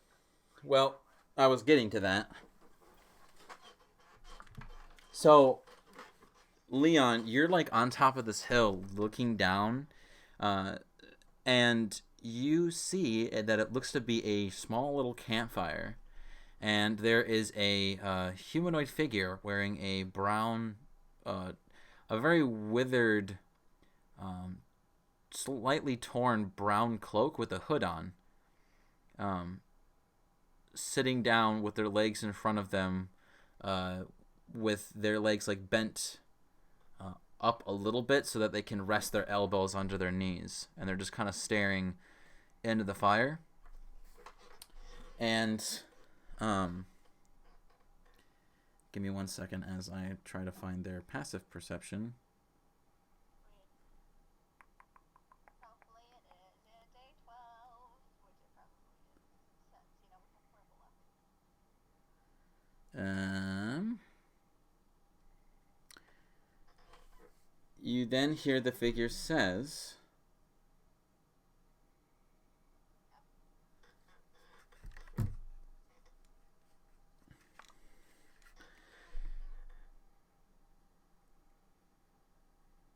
Am I not far enough away from you? Shall I travel farther south? Is it purple? It is not Vorpal. So excited. Darn it. It does sound very familiar, though. You have heard this voice before, though. It's Nora, isn't it? Is it Nora?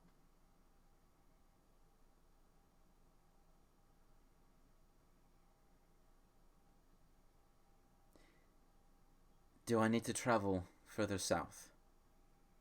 I was just making sure that you weren't Pheonix or something.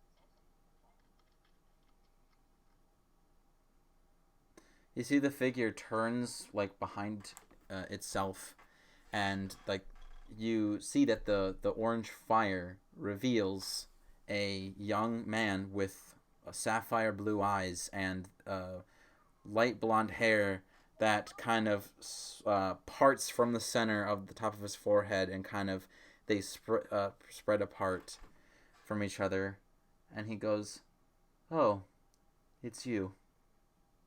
What was your name again? Liam? Leon. I thought you were going to join the line, wasn't it? Or the army. It was the army. Did I say that?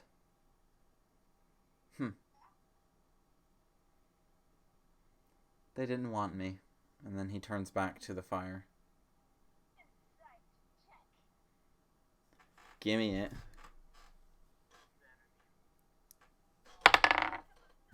Oh, okay. Okay. Oh god. He critted on this deception check. So So I must roll like 2 nat 20s. Honestly, he did have a disadvantage. I mean, maybe, I don't know. you believe him. It seems to be that he has like this tone in his voice that he's a little frustrated. I like this idea that Nora was obviously a evil person, but we're just so naive that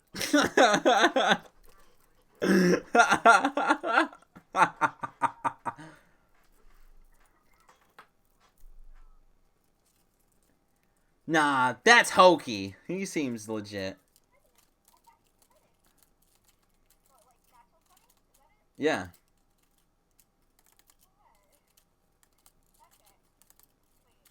Okay. You feel that he's telling the truth. And he seems fairly. He sounds frustrated at this. That he didn't get accepted.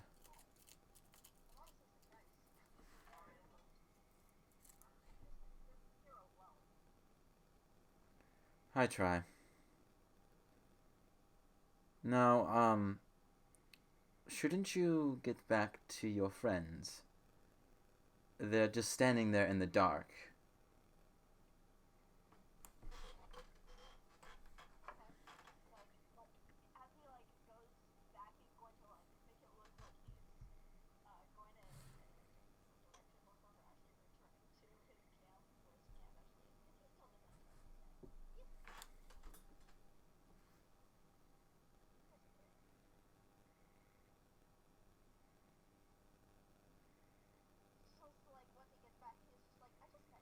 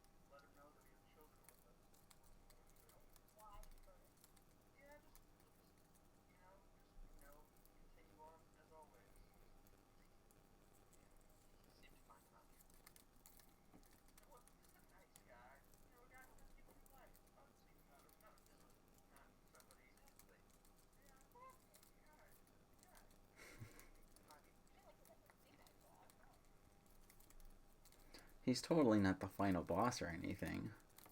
Definitely not. That'd be too weird. I imagine, I imagine like if his final boss, like the really like big throne room, if you see Nora, and it's like, oh hey Nora, you seem like a really cool looking guy. Look at the throne. I mean, you must look tired. Is that why you were sitting on the throne? He goes, By the way, oh. how have you been? He's like, oh, yeah, I already took care of it. You guys can go. It's fine. Yeah. Yeah, no, it's chill. Don't worry, it's chill. You guys then, like, right? You guys turn around and the door to the throne room, like, shuts as, like, a steel door, and you guys are, like, trapped in this, like, hallway that's nothing but a massive oven.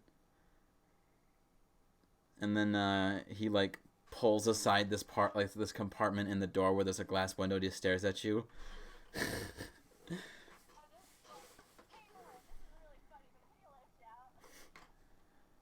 He goes, "Oh yeah, sure." Boop. Enjoy your lives in the afterlife. Campaign ends. Unless you have like some item that makes you look in the fire neighbors, so it's more of an enhancement. Like, seriously, we have things to do, man. Can you let us out? Ah ha ha ha! It's funny. We get it. Ah ha ha! You're funny. This is a funny prank. We really have other things to do. Can you actually let us out this fast, buddy?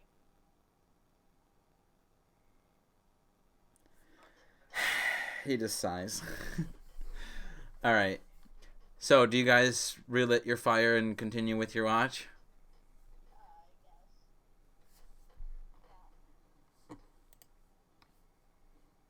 I go back to sleep. Yeah, Leon continues his watch. And is like apologizing to Dylan and Terribly for messing him up. How dare you? Yeah, I know. Get your beauty sake, I understand. All right. So, with a nat 1, I get to choose what encounter you guys have. Is it during my watch too? Yes.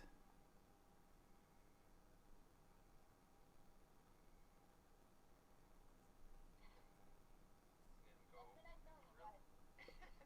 It's not over yet. Is it just going to go brilliantly or horribly? One or the other. Yeah. Either it's gonna be super funny or it's gonna be super bad.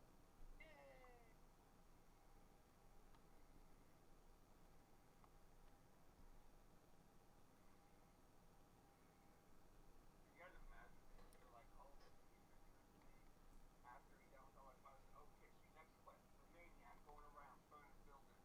Here's our explanation of what he looks like. And we're like, hey, it looks all like Nora. That's funny. Well, that's fun. I wonder if somebody's got a guy that looks a lot like him. This guy is someone who's got a name. That's probably got a name for him. I think it's an evil clone. It's evil too. It's like, yeah, it's so weird. I feel bad for Nora. Like, when he gets blamed for something. It's an evil clone. Aura. Yeah. Like Nora Nora or or A-Rod. That's Aaron. It's Aaron. Aaron.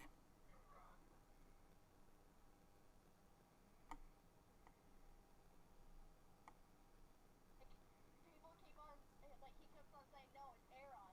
But no, everyone's just like, no, it's Aaron. There's two A's. And that's the reason why he burns down their houses. It all makes sense. Yeah. See, I can be smart. I'm joking. You dying. You're like you're like serial killer on the city. And we're just like keeping watch out. And we see like Nora dragged in like a big bag. Like it's all We fucked wave. over. And we're just like, hey Nora, be careful. There's crazy people around here tonight. I don't want you to get hurt. Yeah, that's my funny. I'll help you with that. Make sure that you don't get hurt. We gotta get you out of the streets fast. So, whose watch is it? So, Joan, as you're like standing at the fire, and every now and then you're like keeping the fire of Nora's in your peripherals, which his fire never seems to die down. And you do see that at one point he does kind of lay over at his side and goes to rest. At one point during your watch, we'll say it's about halfway through, you swear you hear the sound of someone whispering in your ear. And you look around to see if it's your party playing a prank on you, or if it's possibly an apparition floating above your head. You then see that there's a figure coming towards you from the north. The figure sounds as if they are wearing some sort of armor, possibly chain. You can't quite tell from their distance if they are armed or not, but they are headed straight forward towards you, not in a hostile manner or not in a rush manner, but just in a nonchalant walk. Is north the direction I heard the whispers from? Or like, do they seem louder if I look toward the person? They seem louder when you look towards the person. Okay.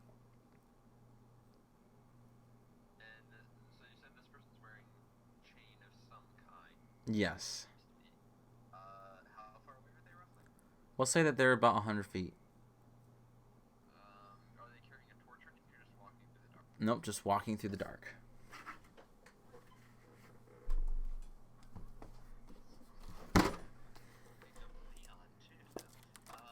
you probably should wake us up. You know, Joan, wake us up, please. Don't be a hero. Surely. Be a hero, Joan, please. Before they get too close, I'm just gonna kind of take 10 feet away from the fire and hide in tall grass. Alright, give me a stealth. Watch them as they get a little closer. But if they get within like 50 feet, I'd like to change what I'm doing. They do get within 50 feet. While I'm doing this, like, Yes. they're moving real. No, sorry. Not while you're doing this, but they eventually do get 50 feet away. That's like, So 9 feet, yeah.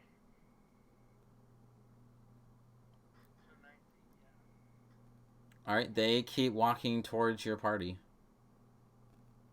Wake us up, Joan. Wake us up. Wake us up, please. do they seem armed or anything? Are they carrying anything? I don't know. You do see that they are wearing what looks to be chainmail armor, and also has a longsword at their side.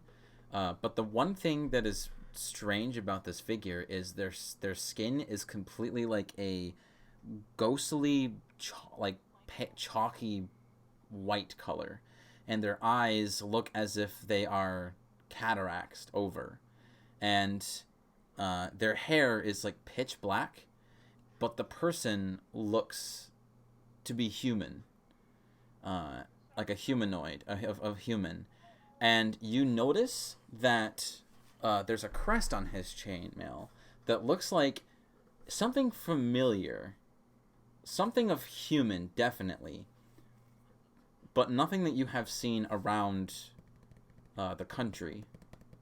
If you would like, you can give me a history check. While you're doing this, could you please come and wake us up? Well, advantage on history. I'm just gonna turn on this advantage thingy.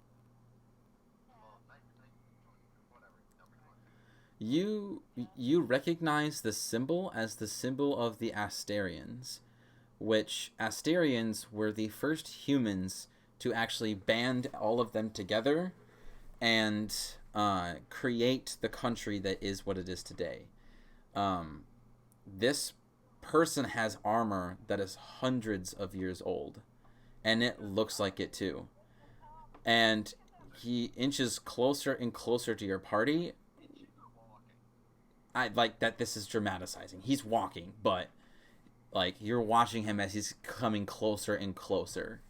And I hear the chain Oh yeah. I would like to essentially sprint toward this person. I'd like to go toward this person quickly and shout loudly. Oh, who are you? Loud enough that my friends can hear me. Are you a ghost? So everyone wakes up, and how far are you going to him, Joan? Optimally, I'd like to do this when he's about 50 feet away, and I'd like to close about half a distance, so about 35 feet between. So he stops, and he just looks at you and blinks a couple times. And he says,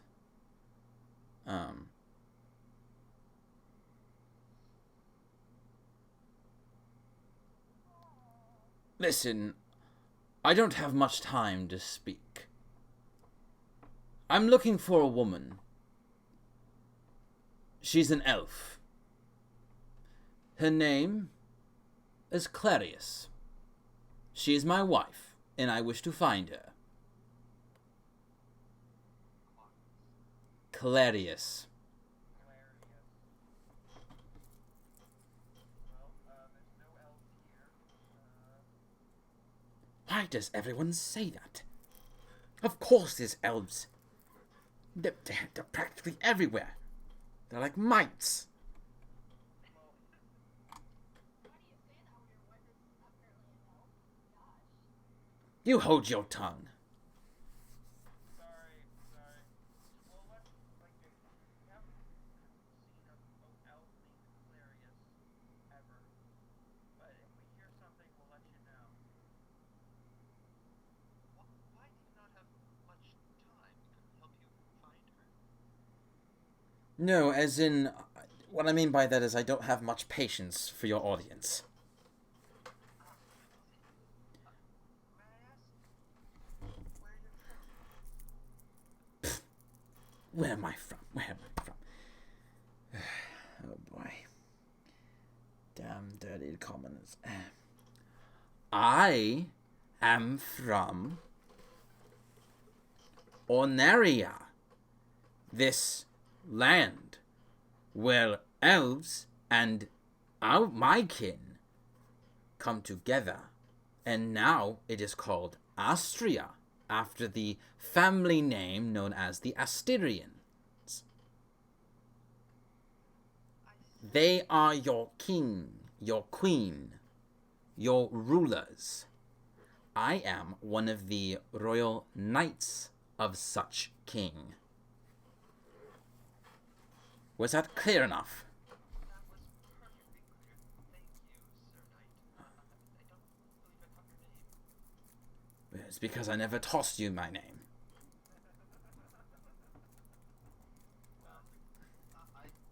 heard your wife's name. Perhaps if we knew your name, it would help us find her for you. Ugh. You can call me Sir Lock. Sir Locke. Lock. Not lock. Lock. Look.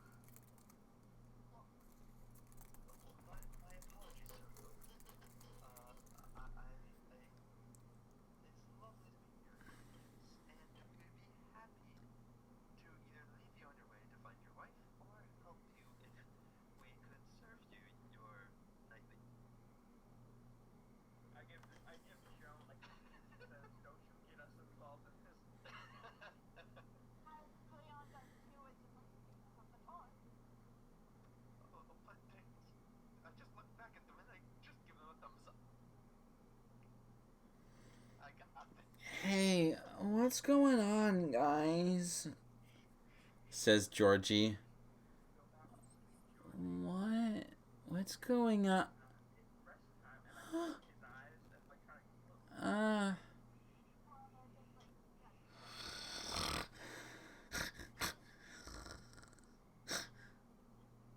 Oh, you have children with you.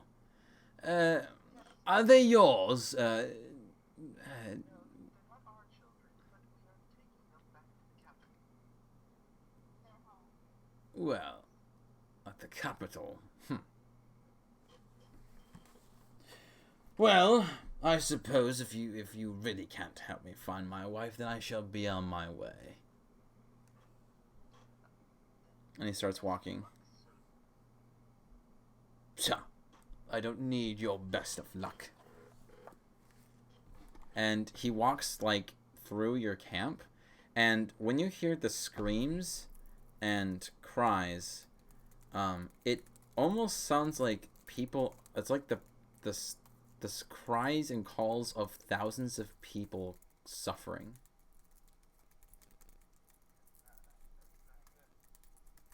And, but as he gets farther and farther away, they die down. And he actually heads towards Nora's campfire.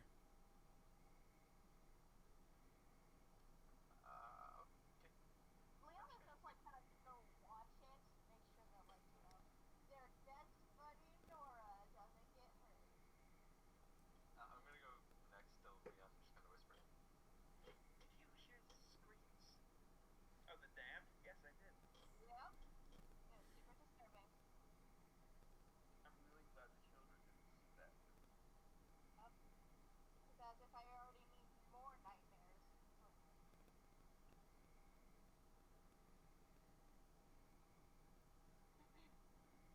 However, he is going towards Nora's camp, so. Alright, give me a stealth check if you want. No, I'm not going towards that. I'm just watching. Oh. Okay, guys, I guess it's my turn to take the last watch. So why don't you two hit the sack? I'll keep an eye on this nonsense, and I'll let you know if I should. I'll wake you up if I need. You what? Excuse me, sir. Do you know who you're speaking to? I'm Sir Luck, one of the brave knights. How dare you? And you all of a sudden hear him stop saying something. And you can see like his silhouette, and but you can't quite see why he stopped talking. Leon is gonna like cautiously go towards to what just happened. No, I grab him and I'm just like pulling him back. Like, John, I've lost enough friends lately. Stay here. Joan starts walking toward the... I grab Joe and I'm like, no. I shake off Dylan's grasp, and I start going toward Nora's camp. Okay, Dylan, do you want to make a grapple check to contest these two? I just got a gesture to Leon in. I'll go take a look. You keep Dylan company.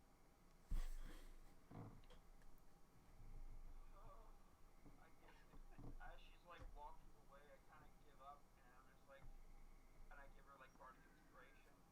Okay, so Such a supportive bard. I'm helping you, but I'm not. I'm supportive of you in general, but I'm not very supportive. Joan Smith, don't be a hero. Don't be a fool with your life. So, want to give me a stealth check, Joan, with disadvantage? Different one than the one before. Yep. Roll a d6. Yeah. Definitely use some inspiration. Oh God! So you like you sneak. Point out, I'm going around the tall grass, trying to make advantage of my nature. Yeah, what is disadvantage? So no. I don't have advantage, I just can't hide more easily. Yeah. Yeah, aren't wood elves able to hide more easily? Yes, wood elves are able to mask the wild, hide, and even like It. foliage. Yeah. It basically just gives them the ability to stealth, not give them any bonuses too. Okay. So, you like go through to like the grass and try to position into a good position, and you like looking down at the scene, and basically what you see is Nora has his blade right at the person's throat. And you hear the sound of flesh sizzling.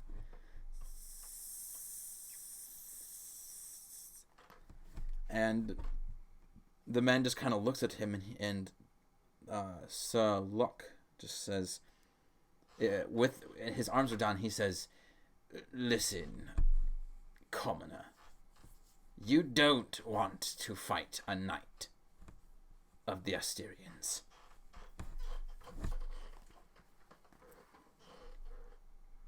Listen, I'm tired. I've had a long day. I told you to piss off and be on your way. If you don't, then I'm going to make you regret that you did not follow my demands."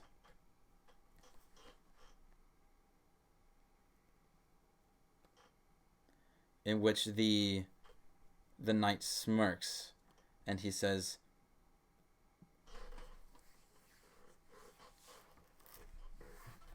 "I'm intrigued.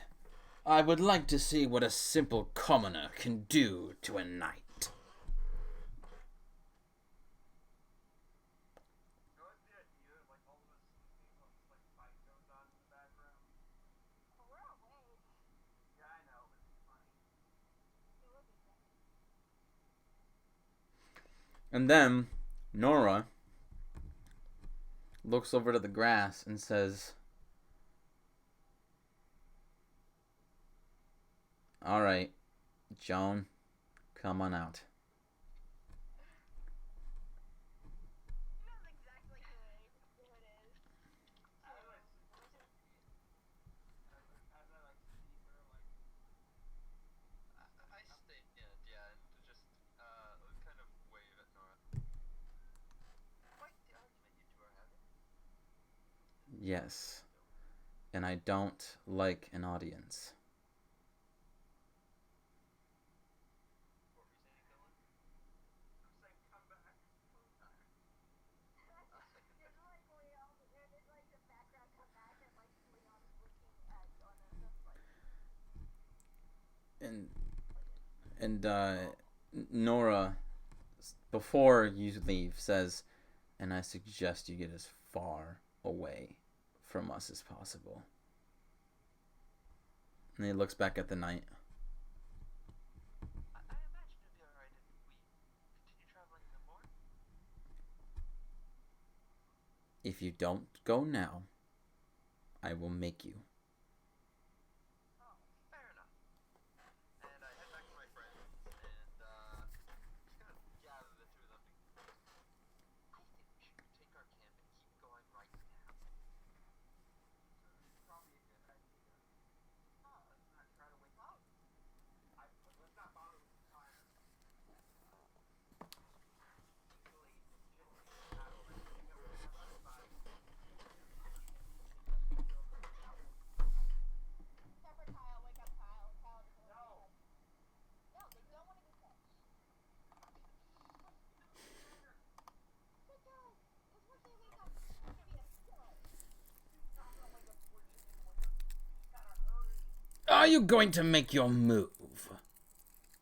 I'm like snapping out the fire, like Or are we just going to stand here and gaze at each other's eyes for the rest of the night like first lovers?"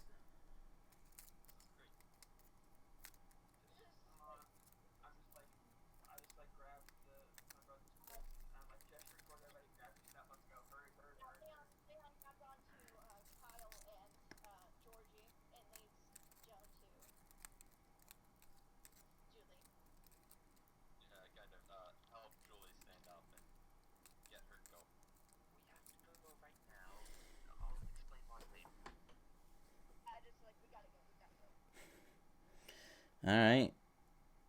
And you guys start rushing away, and probably about like you guys get to like a couple 100 feet away, and then you hear like the sound of like metal clashing, and then there's a bright light that flashes, and you turn and see this ball of fire just erupt from around the area in which you came from, and you hear the cries of pain as someone burns alive.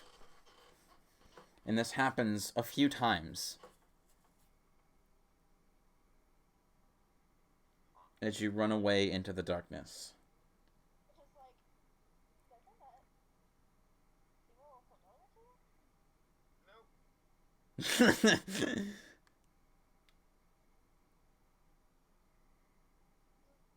Like Leon's a little perturbed by it, just keeps on going. Yep, same. So how far do you guys want to travel? What time of day is it? Like well before daybreak? It's well before. It's a little bit after midnight. As soon as we can barely see and barely hear the light, not quite gone, but just barely in the distance. I was gonna say about half an hour. I'd like to. Yeah. Half an hour. Okay. And then you guys can sit back and go back to your resting. Well, that was eventful. So we will. Since we're going without a fire this time, Leon is actually going to put his winter blanket over the three kids. Okay.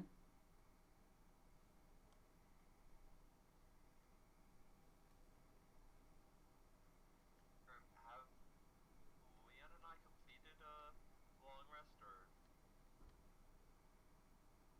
and does a little exhaustion go away? Like one goes away every time. Yes. Correct.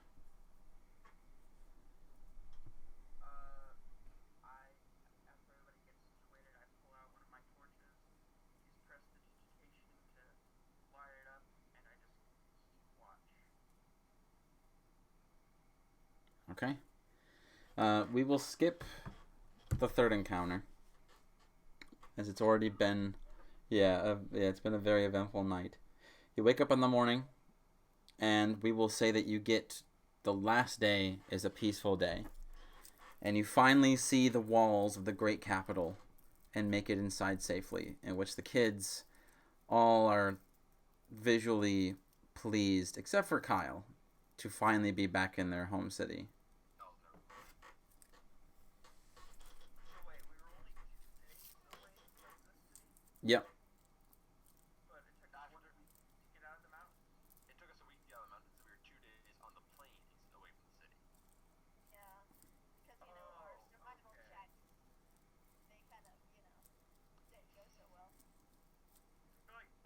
I felt as a character, I felt like that was the opposite, where it would have been easy to get off the mountains, but hard to get, take a long time to get back to the city, but it was the opposite. No, it's like the plains and the mountains. The mountains are kind of like rough territory, especially without, Dawn. Our lovely track. Indeed.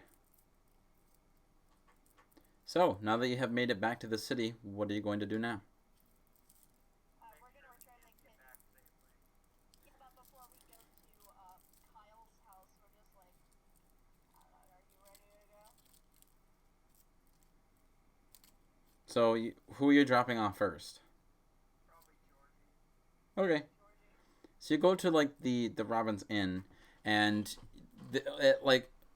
probably actually immediately right when you enter in the city, you realize that today is the day of celebration, of mourning, of loss, but also of that there needs to be strength and unity in this country, as the effigies of what are supposed to be the arsonist are erected up along the streets, ready to be set ablaze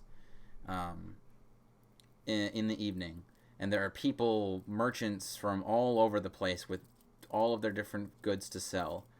There are people, commoners, who have taken their break from their day-to-day lives to come out and enjoy the festivities, making the crowd fairly difficult to travel through. When you go to Georgie's neck of the woods, you see that the inn is fairly busy, as people are coming inside for a quick break and a quick drink. and you see that his mother is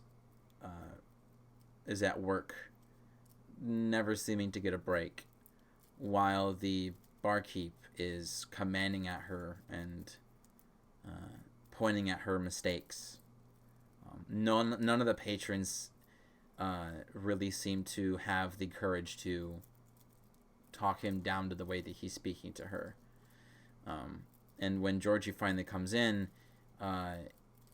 you see that he instinctively goes to run for his mother, but then he catches the glare of the bartender, and he stops. When he does that, Leon glares at the barkeep. The barkeep just kind of grumbles to himself and then goes back to tending to his bar. And Georgie's mom, Hannah, just kind of walks over to him while handing off some people some drinks, and she sets her tray down and gives him a very warm and tight embrace and starts to cry, in which the commoners, the patrons, all kind of like look at this, now distracted by this scene, as she starts to break down and asking him if he's okay, where has he been,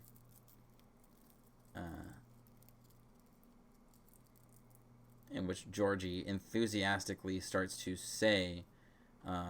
explain what he thinks happened, where Leon had bravely stood up to the hag and showed her what for, while Joan and Dylan took the other two kids away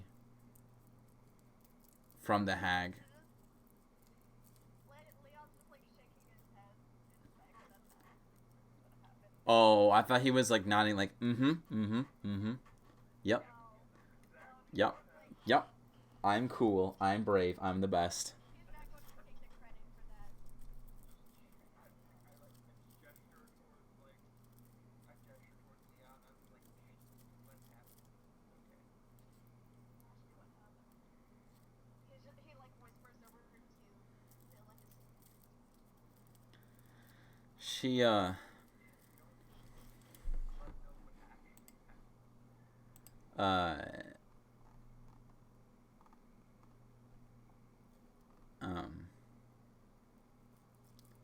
Hannah goes over to Joan and gives Joan a hug without warning, and then gives one to Dylan and gives him a peck on the cheek,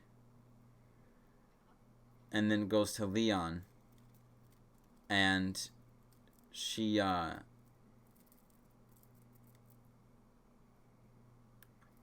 Leon, give me an insight check. Oh God, the hell! She stabs Leon and then she pulls off the mask, and it's the barkeep. I tricked you. Oh God. It's Vorpal. Oh God, you got a 17.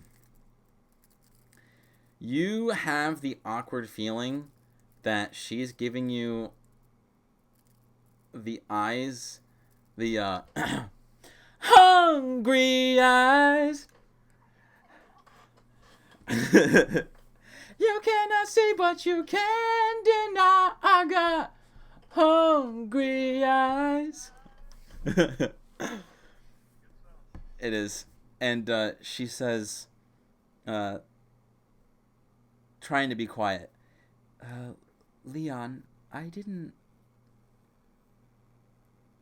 You know, you've done a lot for me and Georgie, and although you couldn't help us get out of our contract, you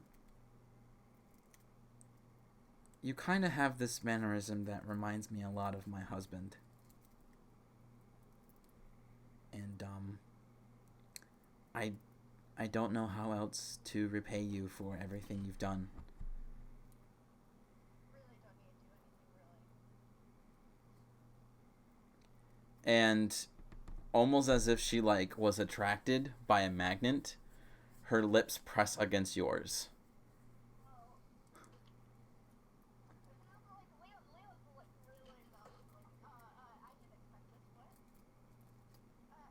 And then Georgie goes, "Bleh." Joe just smiles and then heads toward the door and just kind of leans against it. Like next. Yeah, just like, yeah, Leon basically shut down at this point. Like, yeah, what's happening? I just got back. I'm really tired. Leon, we'll meet you back here. We'll go drop Julie off and Kyle off at their places. We'll meet you back here. Hannah withdraws and says, and she goes, "No, you can take him. I just felt that was the only way I could repay him." And then she kind of gives you this very flirty smile, in which when she turns back, that flirtiness immediately goes away when she meets the glare of the barkeep, and he just goes, and he like squeezes this glass cup he has, and he breaks it, just.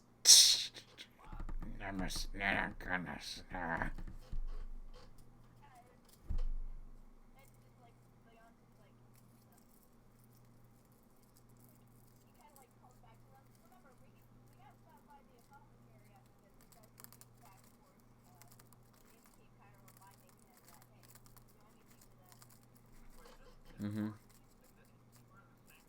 They are. Yeah, I say both terms as if they're different people. They're the same people.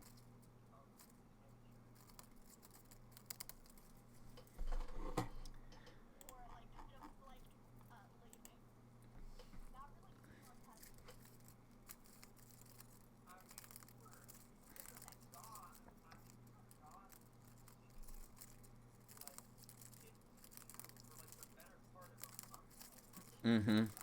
Yeah. Been over 2 weeks. So, she goes back to doing her duties, but Georgie, goes through the crowd and grabs your leg and goes, "Leon, wait! Don't go. I don't want you to leave. Once when you leave, Gilbert's gonna hurt us. I know he will."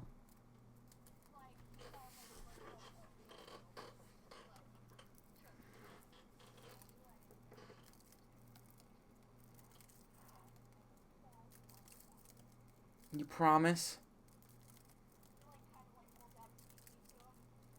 Aww. He takes this little, tiny little pinky and just looks at it. And he like holds it up like you and smiles.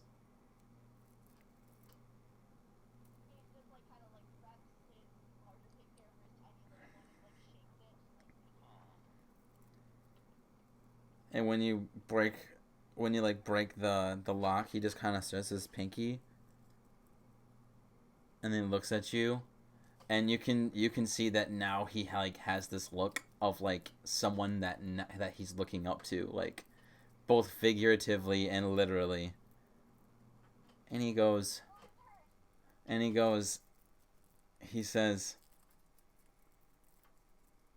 "Okay. Oh, and by the way, next time you want to kiss my mom, you gotta ask me permission."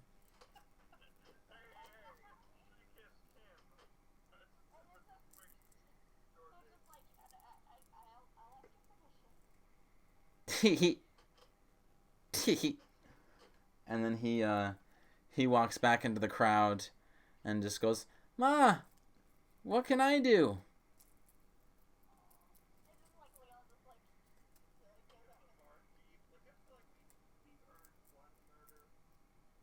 Can we kill the barkeep?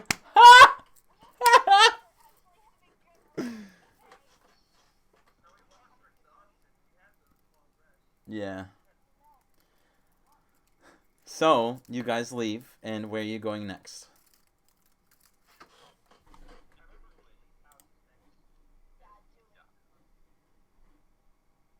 Okay.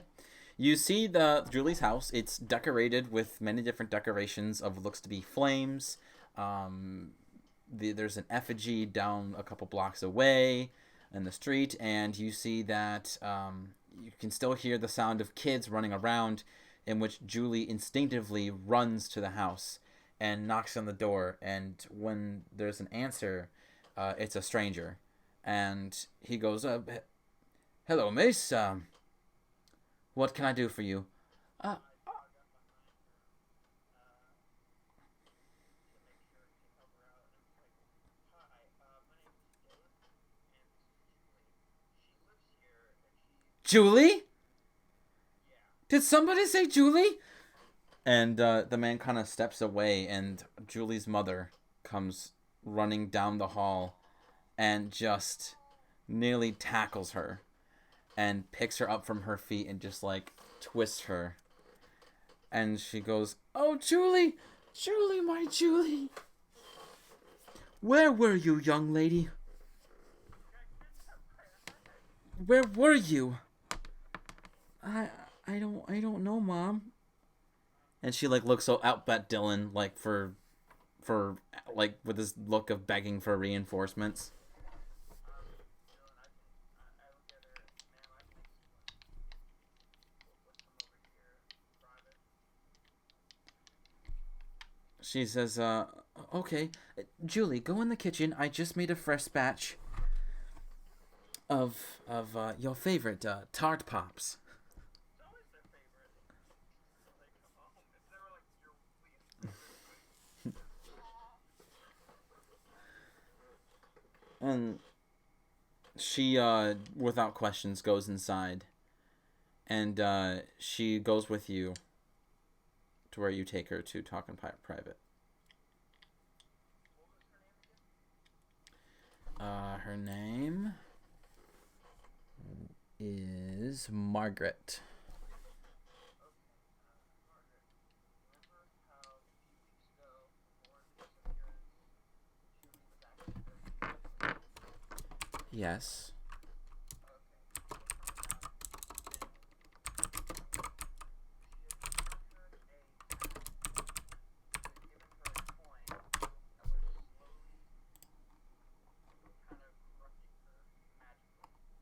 What's a hag? It's like a really, Basically a witch.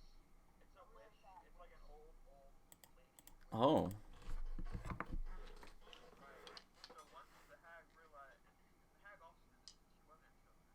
And once the hag realized that we were onto her, she fled and kidnapped your child and the other two children and started leaving. So we chased after the hag, and we got to her base, killed the hag, and we saved the children, and now we finally brought them back. It took us a while, but now they're home, and that's basically the long and short of it. Okay. And this hag is not gonna bother us anymore. Nope.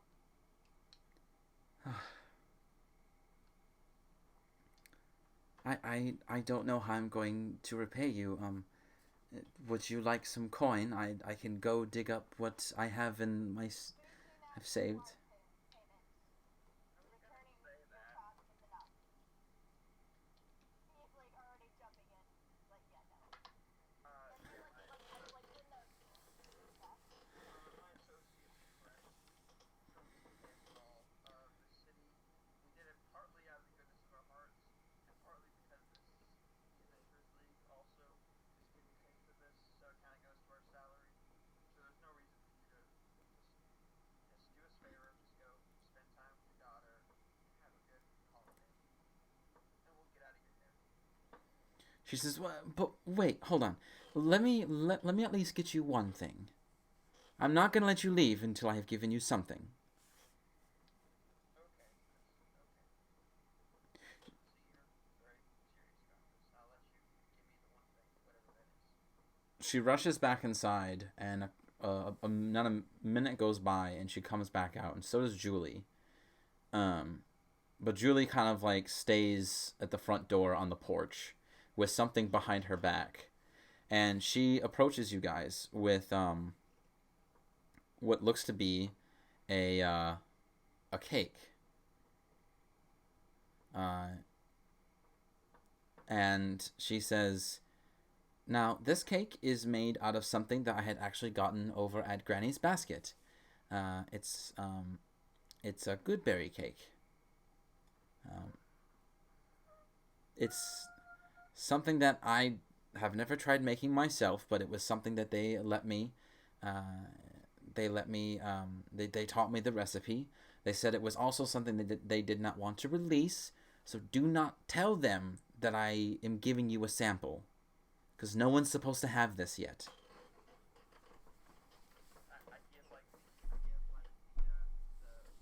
motion of like zipping my lips and like throwing away the key. Then he just freaking inserts the cake in his mouth like Mr. Krabs' giant pill he has to take in the morning. Just tasty. She hands it to you, and she says, and please, whenever you get a chance, next time you're around here, please let me know how it tastes. Will do, ma'am. Stay safe. You as well. And if you ever need a place to stay, whether if an inn is going to empty your pockets, you're always welcome to stay here. I appreciate that. It's the least I can do. For that. We will be paying for that, though. No, you won't. Like my grandma and my mom arguing about money, like like how to show their money.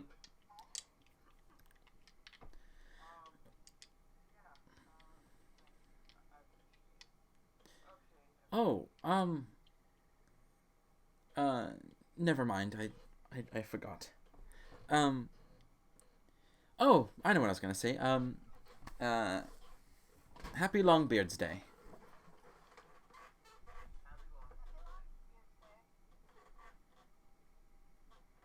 Now it's Kyle's home. And while we're walking, I'll kind of like nudge Joan a little bit. I was just going to. And Just as you guys turn around and go to walk to Kyle's house, a voice speaks up from behind you. And when you all turn, you see Julia walks up to Kyle. A little no, yeah, sure, no, a little sheepishly, and she says, "Kyle, I know that you've been really mad since these guys rescued us. And I have a feeling that it's because you're scared. I think you're scared to go back home." The fuck do you know? I like get ready. So like and he starts like throwing hands like Mm-hmm. And she goes, "So, I wanted to give you something that maybe will help you not be so scared. It's something that I had that my dad gave to me before he died." And he just kind of like slowly looks up at her like he's curious. And she reveals a little stitched together doll, rag doll, that looks like a knight, plate armor and a helmet on with his visor up, and with a little wooden sword and a wooden shield. My dad, he was a knight of the capital. And unfortunately, the Green Gates needed to draft a few of them in an emergency. And he never came back.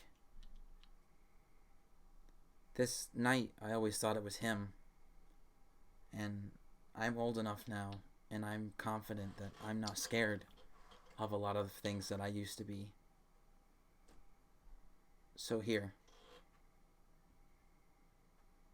I don't know if you have a dad, but you can borrow mine. Why is this so heartwarming? And and he just stares at the stuffed knight, and he slowly takes it, and he just looks at it, and his brows narrow, and you guys can see that his eyes start to water a bit, and then he wipes them, and he goes, "I'll keep the doll. I'll keep it safe for you. But I don't need it. I'll put him in a place where he won't be touched." And she just smiles, and then she wraps her arms around his neck, and she says, and then when she like lets go, she says, "When I know where I live, if you ever want to come over and play with me and my siblings, you know where to find us." So you know they've become like the bestest friends, the trio. The trio is just like the bestest friends. These kids better like stay together. This is some it stuff. Like this is like their 1980s like coming of Yeah. age movie. And Georgie.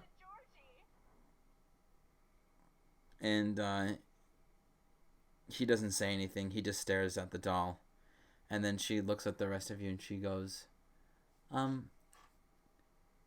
want to thank you guys again.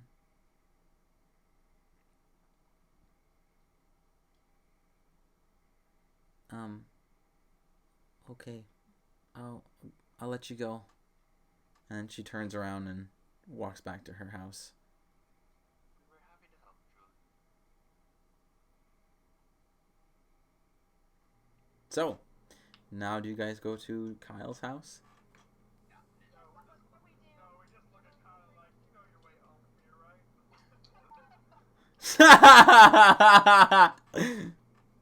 like it like kind of like it just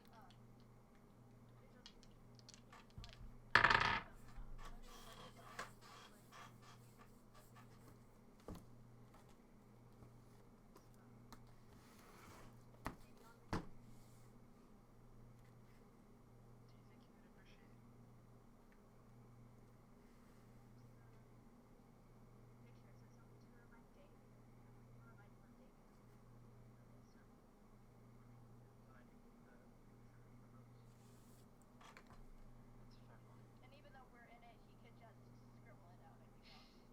Better not. I hand the curled up artwork that Damien had made and hand it to Leon. And as I do, I kind of like, We do this now before we go. Okay. Happy Longbeard's Day. What happened to you being too close to the humans? You seem awfully familiar. Are you guys talking about being close to the humans? You can't hear us. Whispering friend. I just like as you say that we like get like more like close together. We're just like glaring at him. Yeah, stay out. This is our secret meeting. Always looked at Yeah, we're. I don't think you want to be part of this particular Club. conversation. It's nothing that would interest you. We're talking about how to get a better. How she's going to get it all on again. What? No, we weren't talking about that. I mean, if you want, I have some ideas. And I just push Leon towards Dylan. You two have a lovely conversation. Let's get Kyle back to this. We need to. Yeah.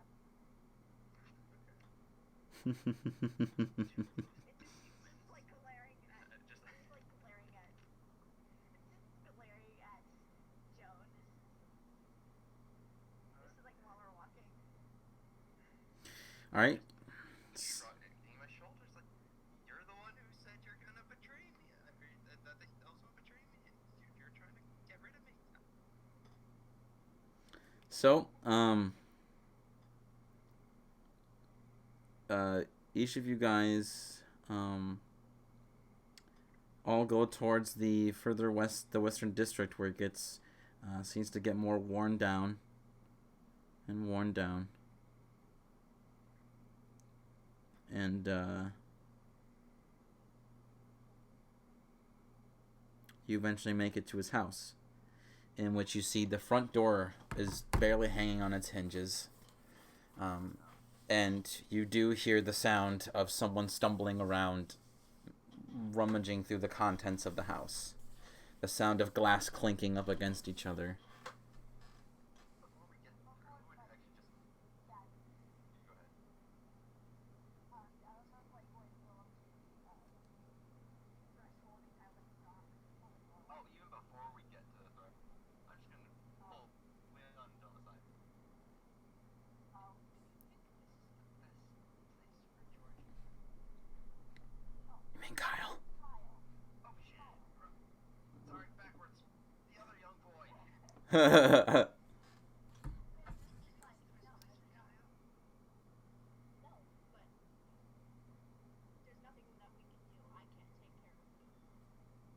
Yeah, I don't think this sending Parents. child. Julie's parents already has enough kids to take care of, and So many kids. Hannah most certainly can't take care of a second one with working around.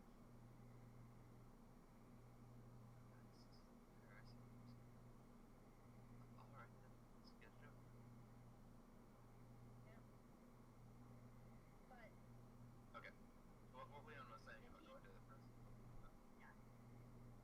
hell no. We should be there for him. Agreed. But also, we should really stop broken into his house. I don't think anyone broke into his house. I think that's his mom.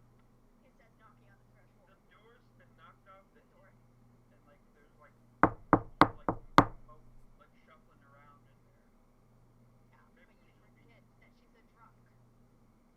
He says he whispers to him. He whispers to him. Pretty aggressively before. I don't think he knocked the door off the hinges. Anyway, so yeah, knock knock. I opened the door. Is Leon knocking on the door? Yeah. It's open, isn't it? Yeah. It is. Is there no answer? Is that it? You do like hear like the sound gets louder and louder, and you don't get an answer from the knock. No. Okay, we go in. I'm going in. I say, Kyle, can you stay out here for a second? Here, hold the cake. How does Oh. Hold my cake. put in my urn? We are still you're sharing. And You got a kiss. That was your Yeah, I was kiss. gonna say. What do I get? I wasn't expecting that, okay? What did you think he Not was to mention expecting? you also get a kiss. On the sheet. Yeah, That was yes. it's not. Okay. We can all have cake. That's besides the point anyway. So yeah, enters the room now slightly frustrated with his group. What? Frustrated? Yeah, because now you're both teasing and now he's frustrated. Leon deserves some teasing. So, when you guys go through the door, you see that Kyle's mom is digging through her drawers, like the drawers of a dresser, and she's lifting up every single bottle that seems to be empty and trying to drink out of it. And she just holds her head and goes, "I'm bloody fucking out of this fucking bed. God. Oh, the fucking gods just give me a fucking drink." Red Thorn.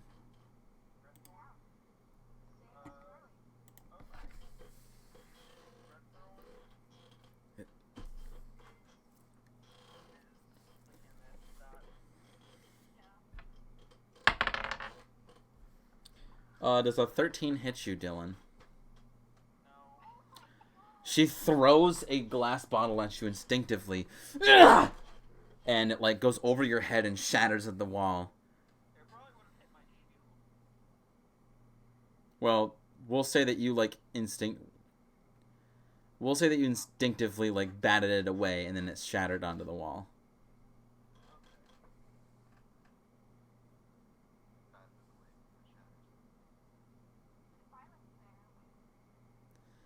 And she just, like squints and then holds her head as she, like, the force of squinting just makes her headache even worse. She goes, ugh, it's just you three. Do any of you have a drink you can spare?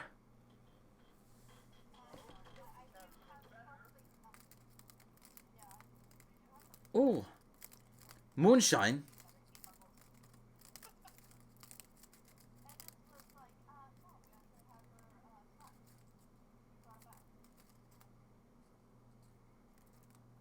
And that's better how?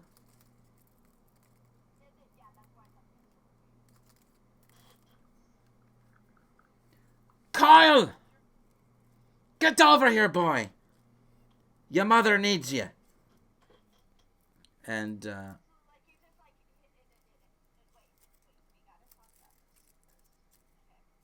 Kyle, like, comes up to the doorway with the cake. With the cake. Thanks for all the message, Kyle. Yeah. Thanks for this. Handed it to me. I almost dropped it. And then he...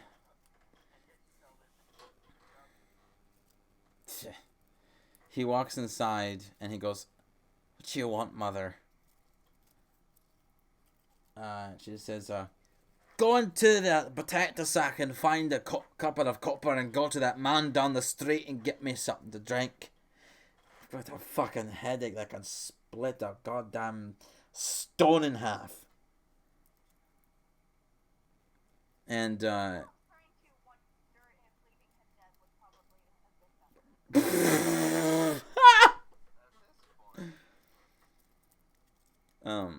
Kyle looks down at the night, looks back up at his mom, and he goes, you know what, mother? No. What the fuck did you just say to me? You fucking heard me, you drunk bitch. I said no.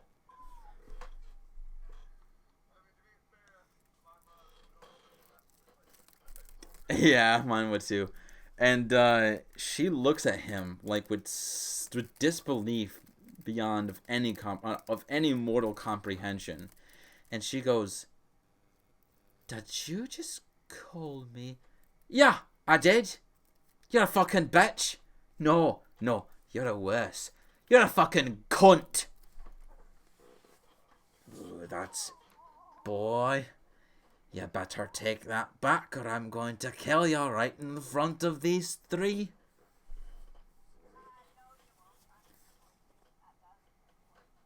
And he goes, "Yeah, what the big guy said. You're not gonna do shit to me, mother."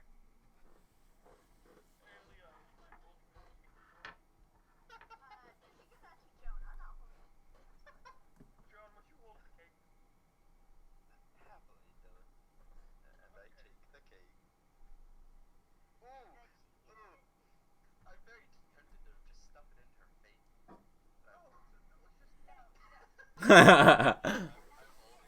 You then see that Kyle starts to walk towards her, and she stands up trying to, like, stabilize herself. And he looks up at her and she goes, I'm gonna kill you slowly, you fucking little bastard. You're the worst fucking thing that's ever happened to me life.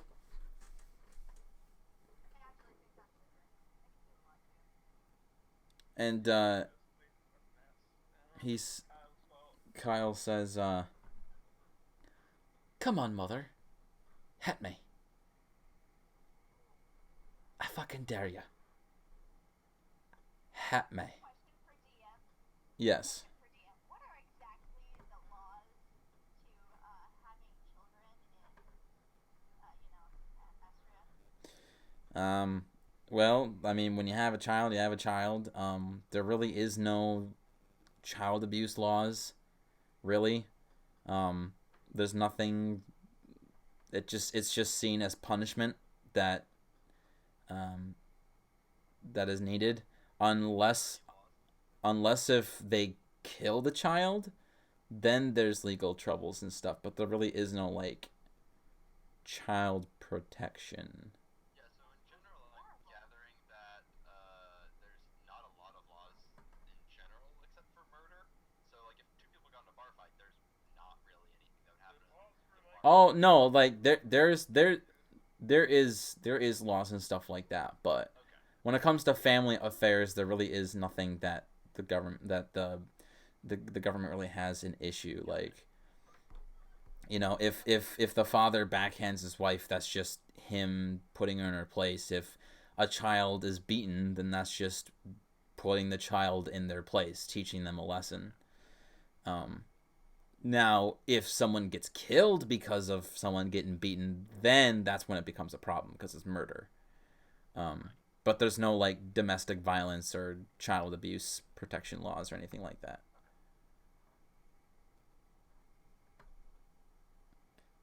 If you're lucky, you can influence the government to get involved, but it's very unlikely.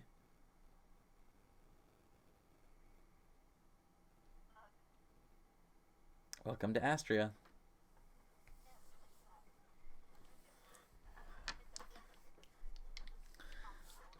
And so, Shayla, Kyle's mom, raises her hand and goes to punch him. But just as she does, she looks at him and then she stops. As if something is holding her, stopping her from moving. And then her eyes swell up with tears.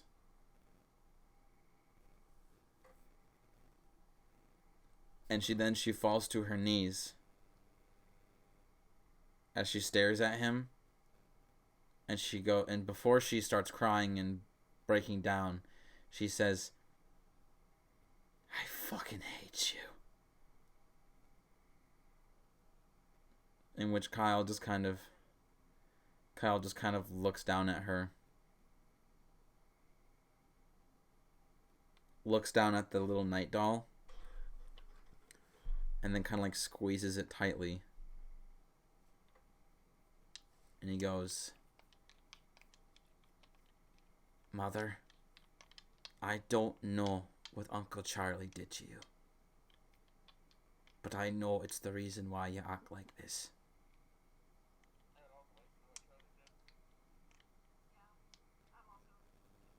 Mother, give me an insight." Oh no. No. "But Mother,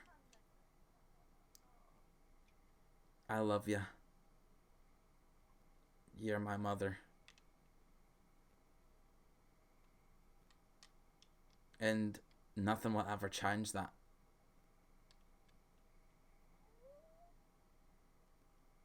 I think for both of us, we know it's better if we split ways."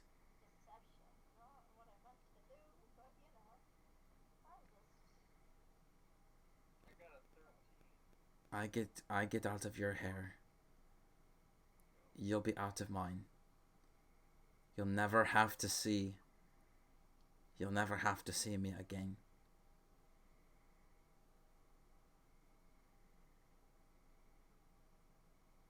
Mother, one of the stable men that I work with, I heard them talking about the way in which you can have a family adopt me. So you're not in charge of me anymore. I think it would be best if you did that.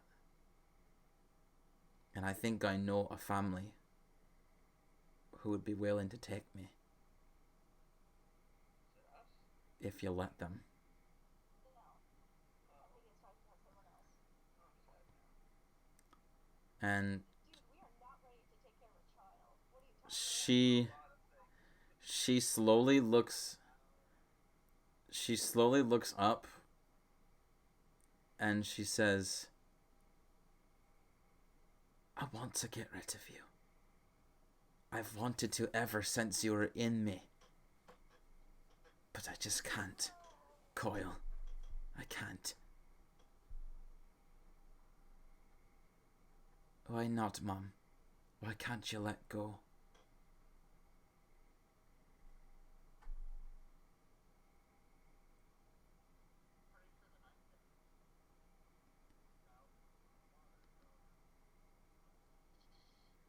Quiet.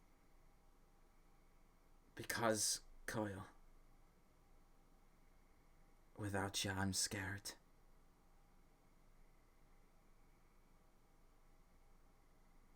And Kyle looks down at the night again. And he hands her the night. I'm gonna cry.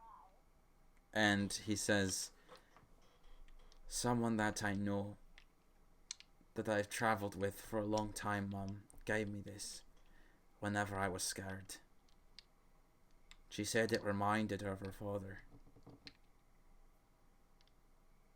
She let me borrow it, but I don't think she would mind if you borrowed it for a little bit. You and I both know that the right way is if we go our separate ways.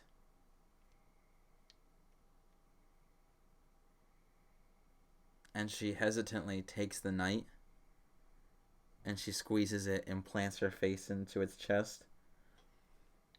And he like goes to reach for her, but then withdraws his hand. And then he turns back to you three and he says, do any of you know where to go to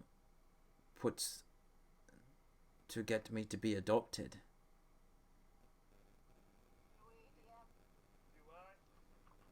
Do I? Dylan, I would say you would know that you would need to go to one of the district you would need to go to one of the district towers where the guards bunker and arsenal is, and you'd basically need to take it up with one of the commanders, in which the commander will have to have some sort of signed form to have it stated that the parents are giving the child up, and then he will be put into a orphanage that is stationed in the district in which he was handed off to. And then in order to have someone adopted, the commander would send a form to the king with kind of like a report of everything, like why he's being adopted, who's going to adopt him, for what reason, why they should have him, why they shouldn't, and then the king has to decide eventually if the adoption is approved, in which that will be sent back to the commander, and then the commander will hand the papers to the new parents, and then the kid is adopted. It's a process that takes a long time to do, which is one of the reasons why that many children don't get adopted, is because of how long it takes. But For me, it's probably taking a long time. You have to involve the king. mm-hmm. This isn't a democracy, remember? I know, but even in like monarchies, there's still people like lower down on the rank that can be like, yeah, it's fine. They can sign it off. Well, you gotta remember, this isn't the real world. This is my world. Okay. Yeah. Kyle, I mean, I know places to go about doing that. We need the mother to be with us.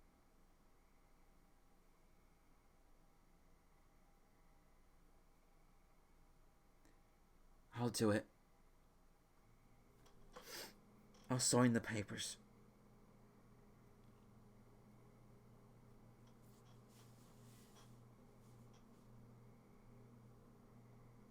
Nothing was so great.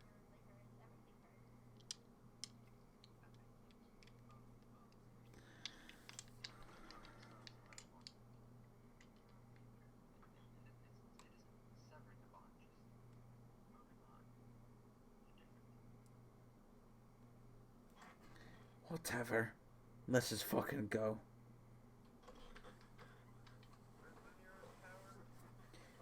It's with all the the other thing, with all like the traffic and whatnot, it'll probably take you like 30 minutes to walk there from here. Just like catching up with like moving over to Jonas is like I didn't need to do that, okay? So you guys get up to the tower where there's the large door that where the guards go out, and there are like 12 of them that are stationed outside, and some archers at the top of the tower to look down on the inside above, and then a couple on the masonry on top of the wall. And when you approach the door, the 2 guards stop you and ask you what your business is, and you tell them that you're here to turn in a child for adoption, and they let you in and escort you. The tower it's massive. It can house. You don't have to. If you want to.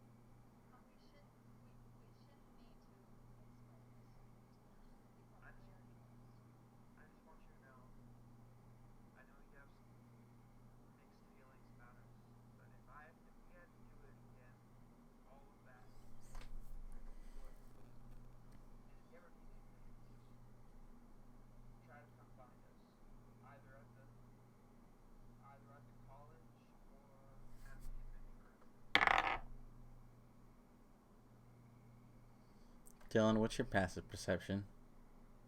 13. Kyle nods. And he says,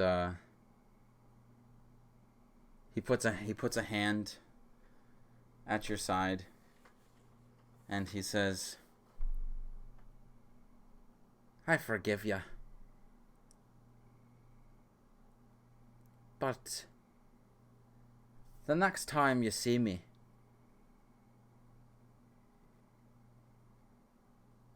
I'm gonna play this thing better than you. You watch me. And he turns around, and then you hear him play a note of your harmonica. Blah, blah, blah, blah, blah.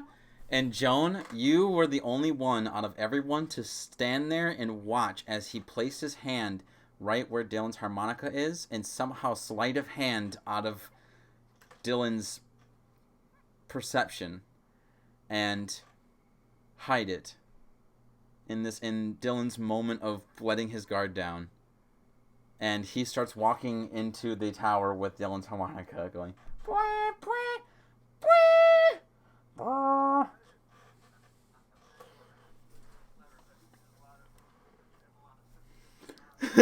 You just go, hey, wow, you think you're very clever. Ha ha, this is very funny. Okay, this isn't getting funny. Kyle, get back with my harmonica. Kyle!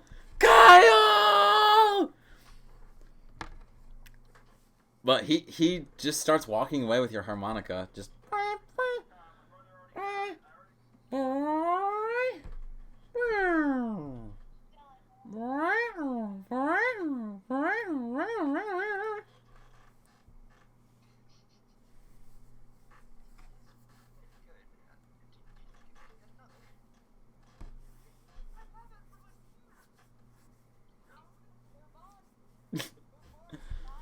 Dylan is like that kid in the playground who like meets a stranger kid and he brought his toys and he has to share his toys, but then the kid like walks off with his toy like he has to go and the kid starts taking away Dylan's stuff and Dylan's like, "Mom, the kid's taking my toys." He's it's fine, honey. It's fine. We can always get you a new one. But I've had that toy forever.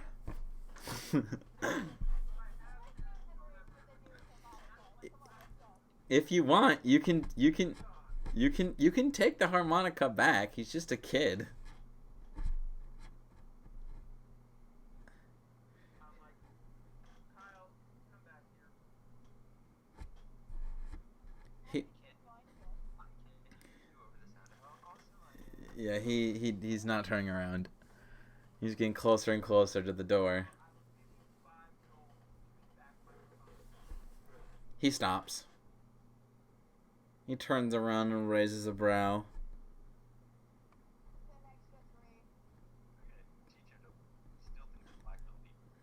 How about you give me 10? From a hack, Kyle. 5 gold.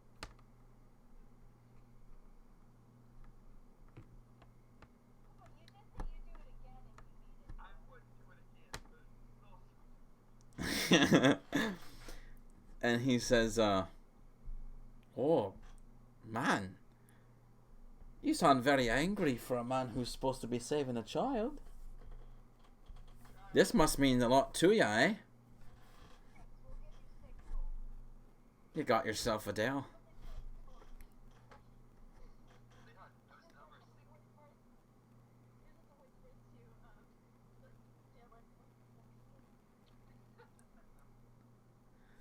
And he waits. He like holds out an empty hand, waiting for you to give him the gold first.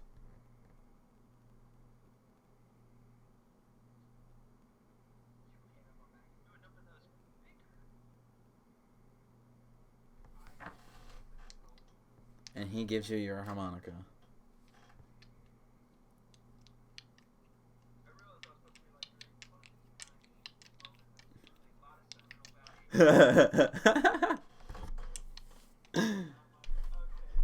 Exactly the point.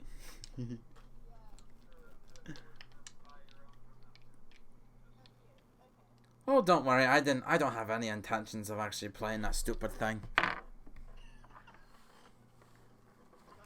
I'm gonna use this gold for something else.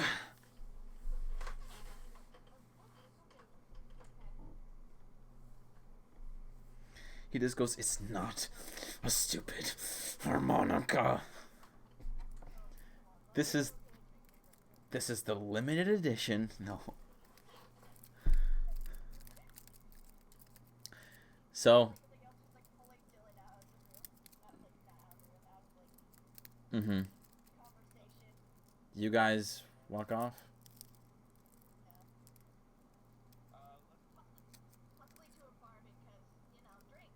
Yeah.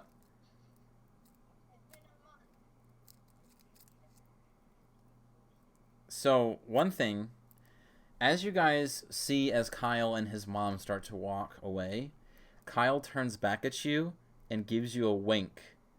And when he does, Leon, something clicks in your mind.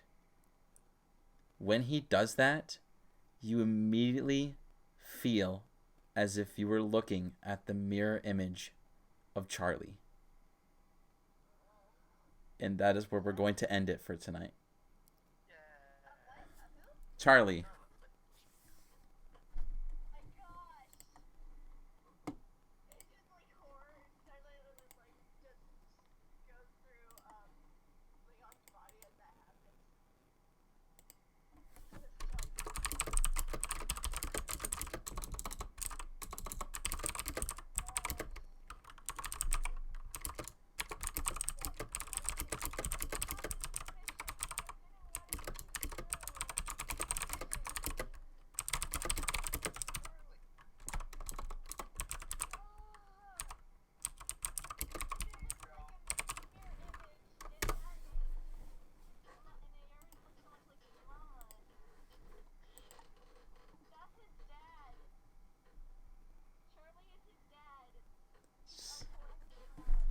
So, tune in next time when our adventurers go turn in their quest and possibly get a new one, where we will be introduced to Zach's new character. Who hopefully survives. Yes. But they won't. Oh, come on, have more faith in him. We don't have a lot of faith. Oh God. Okay. So let's all say goodbye to the people. My insight was so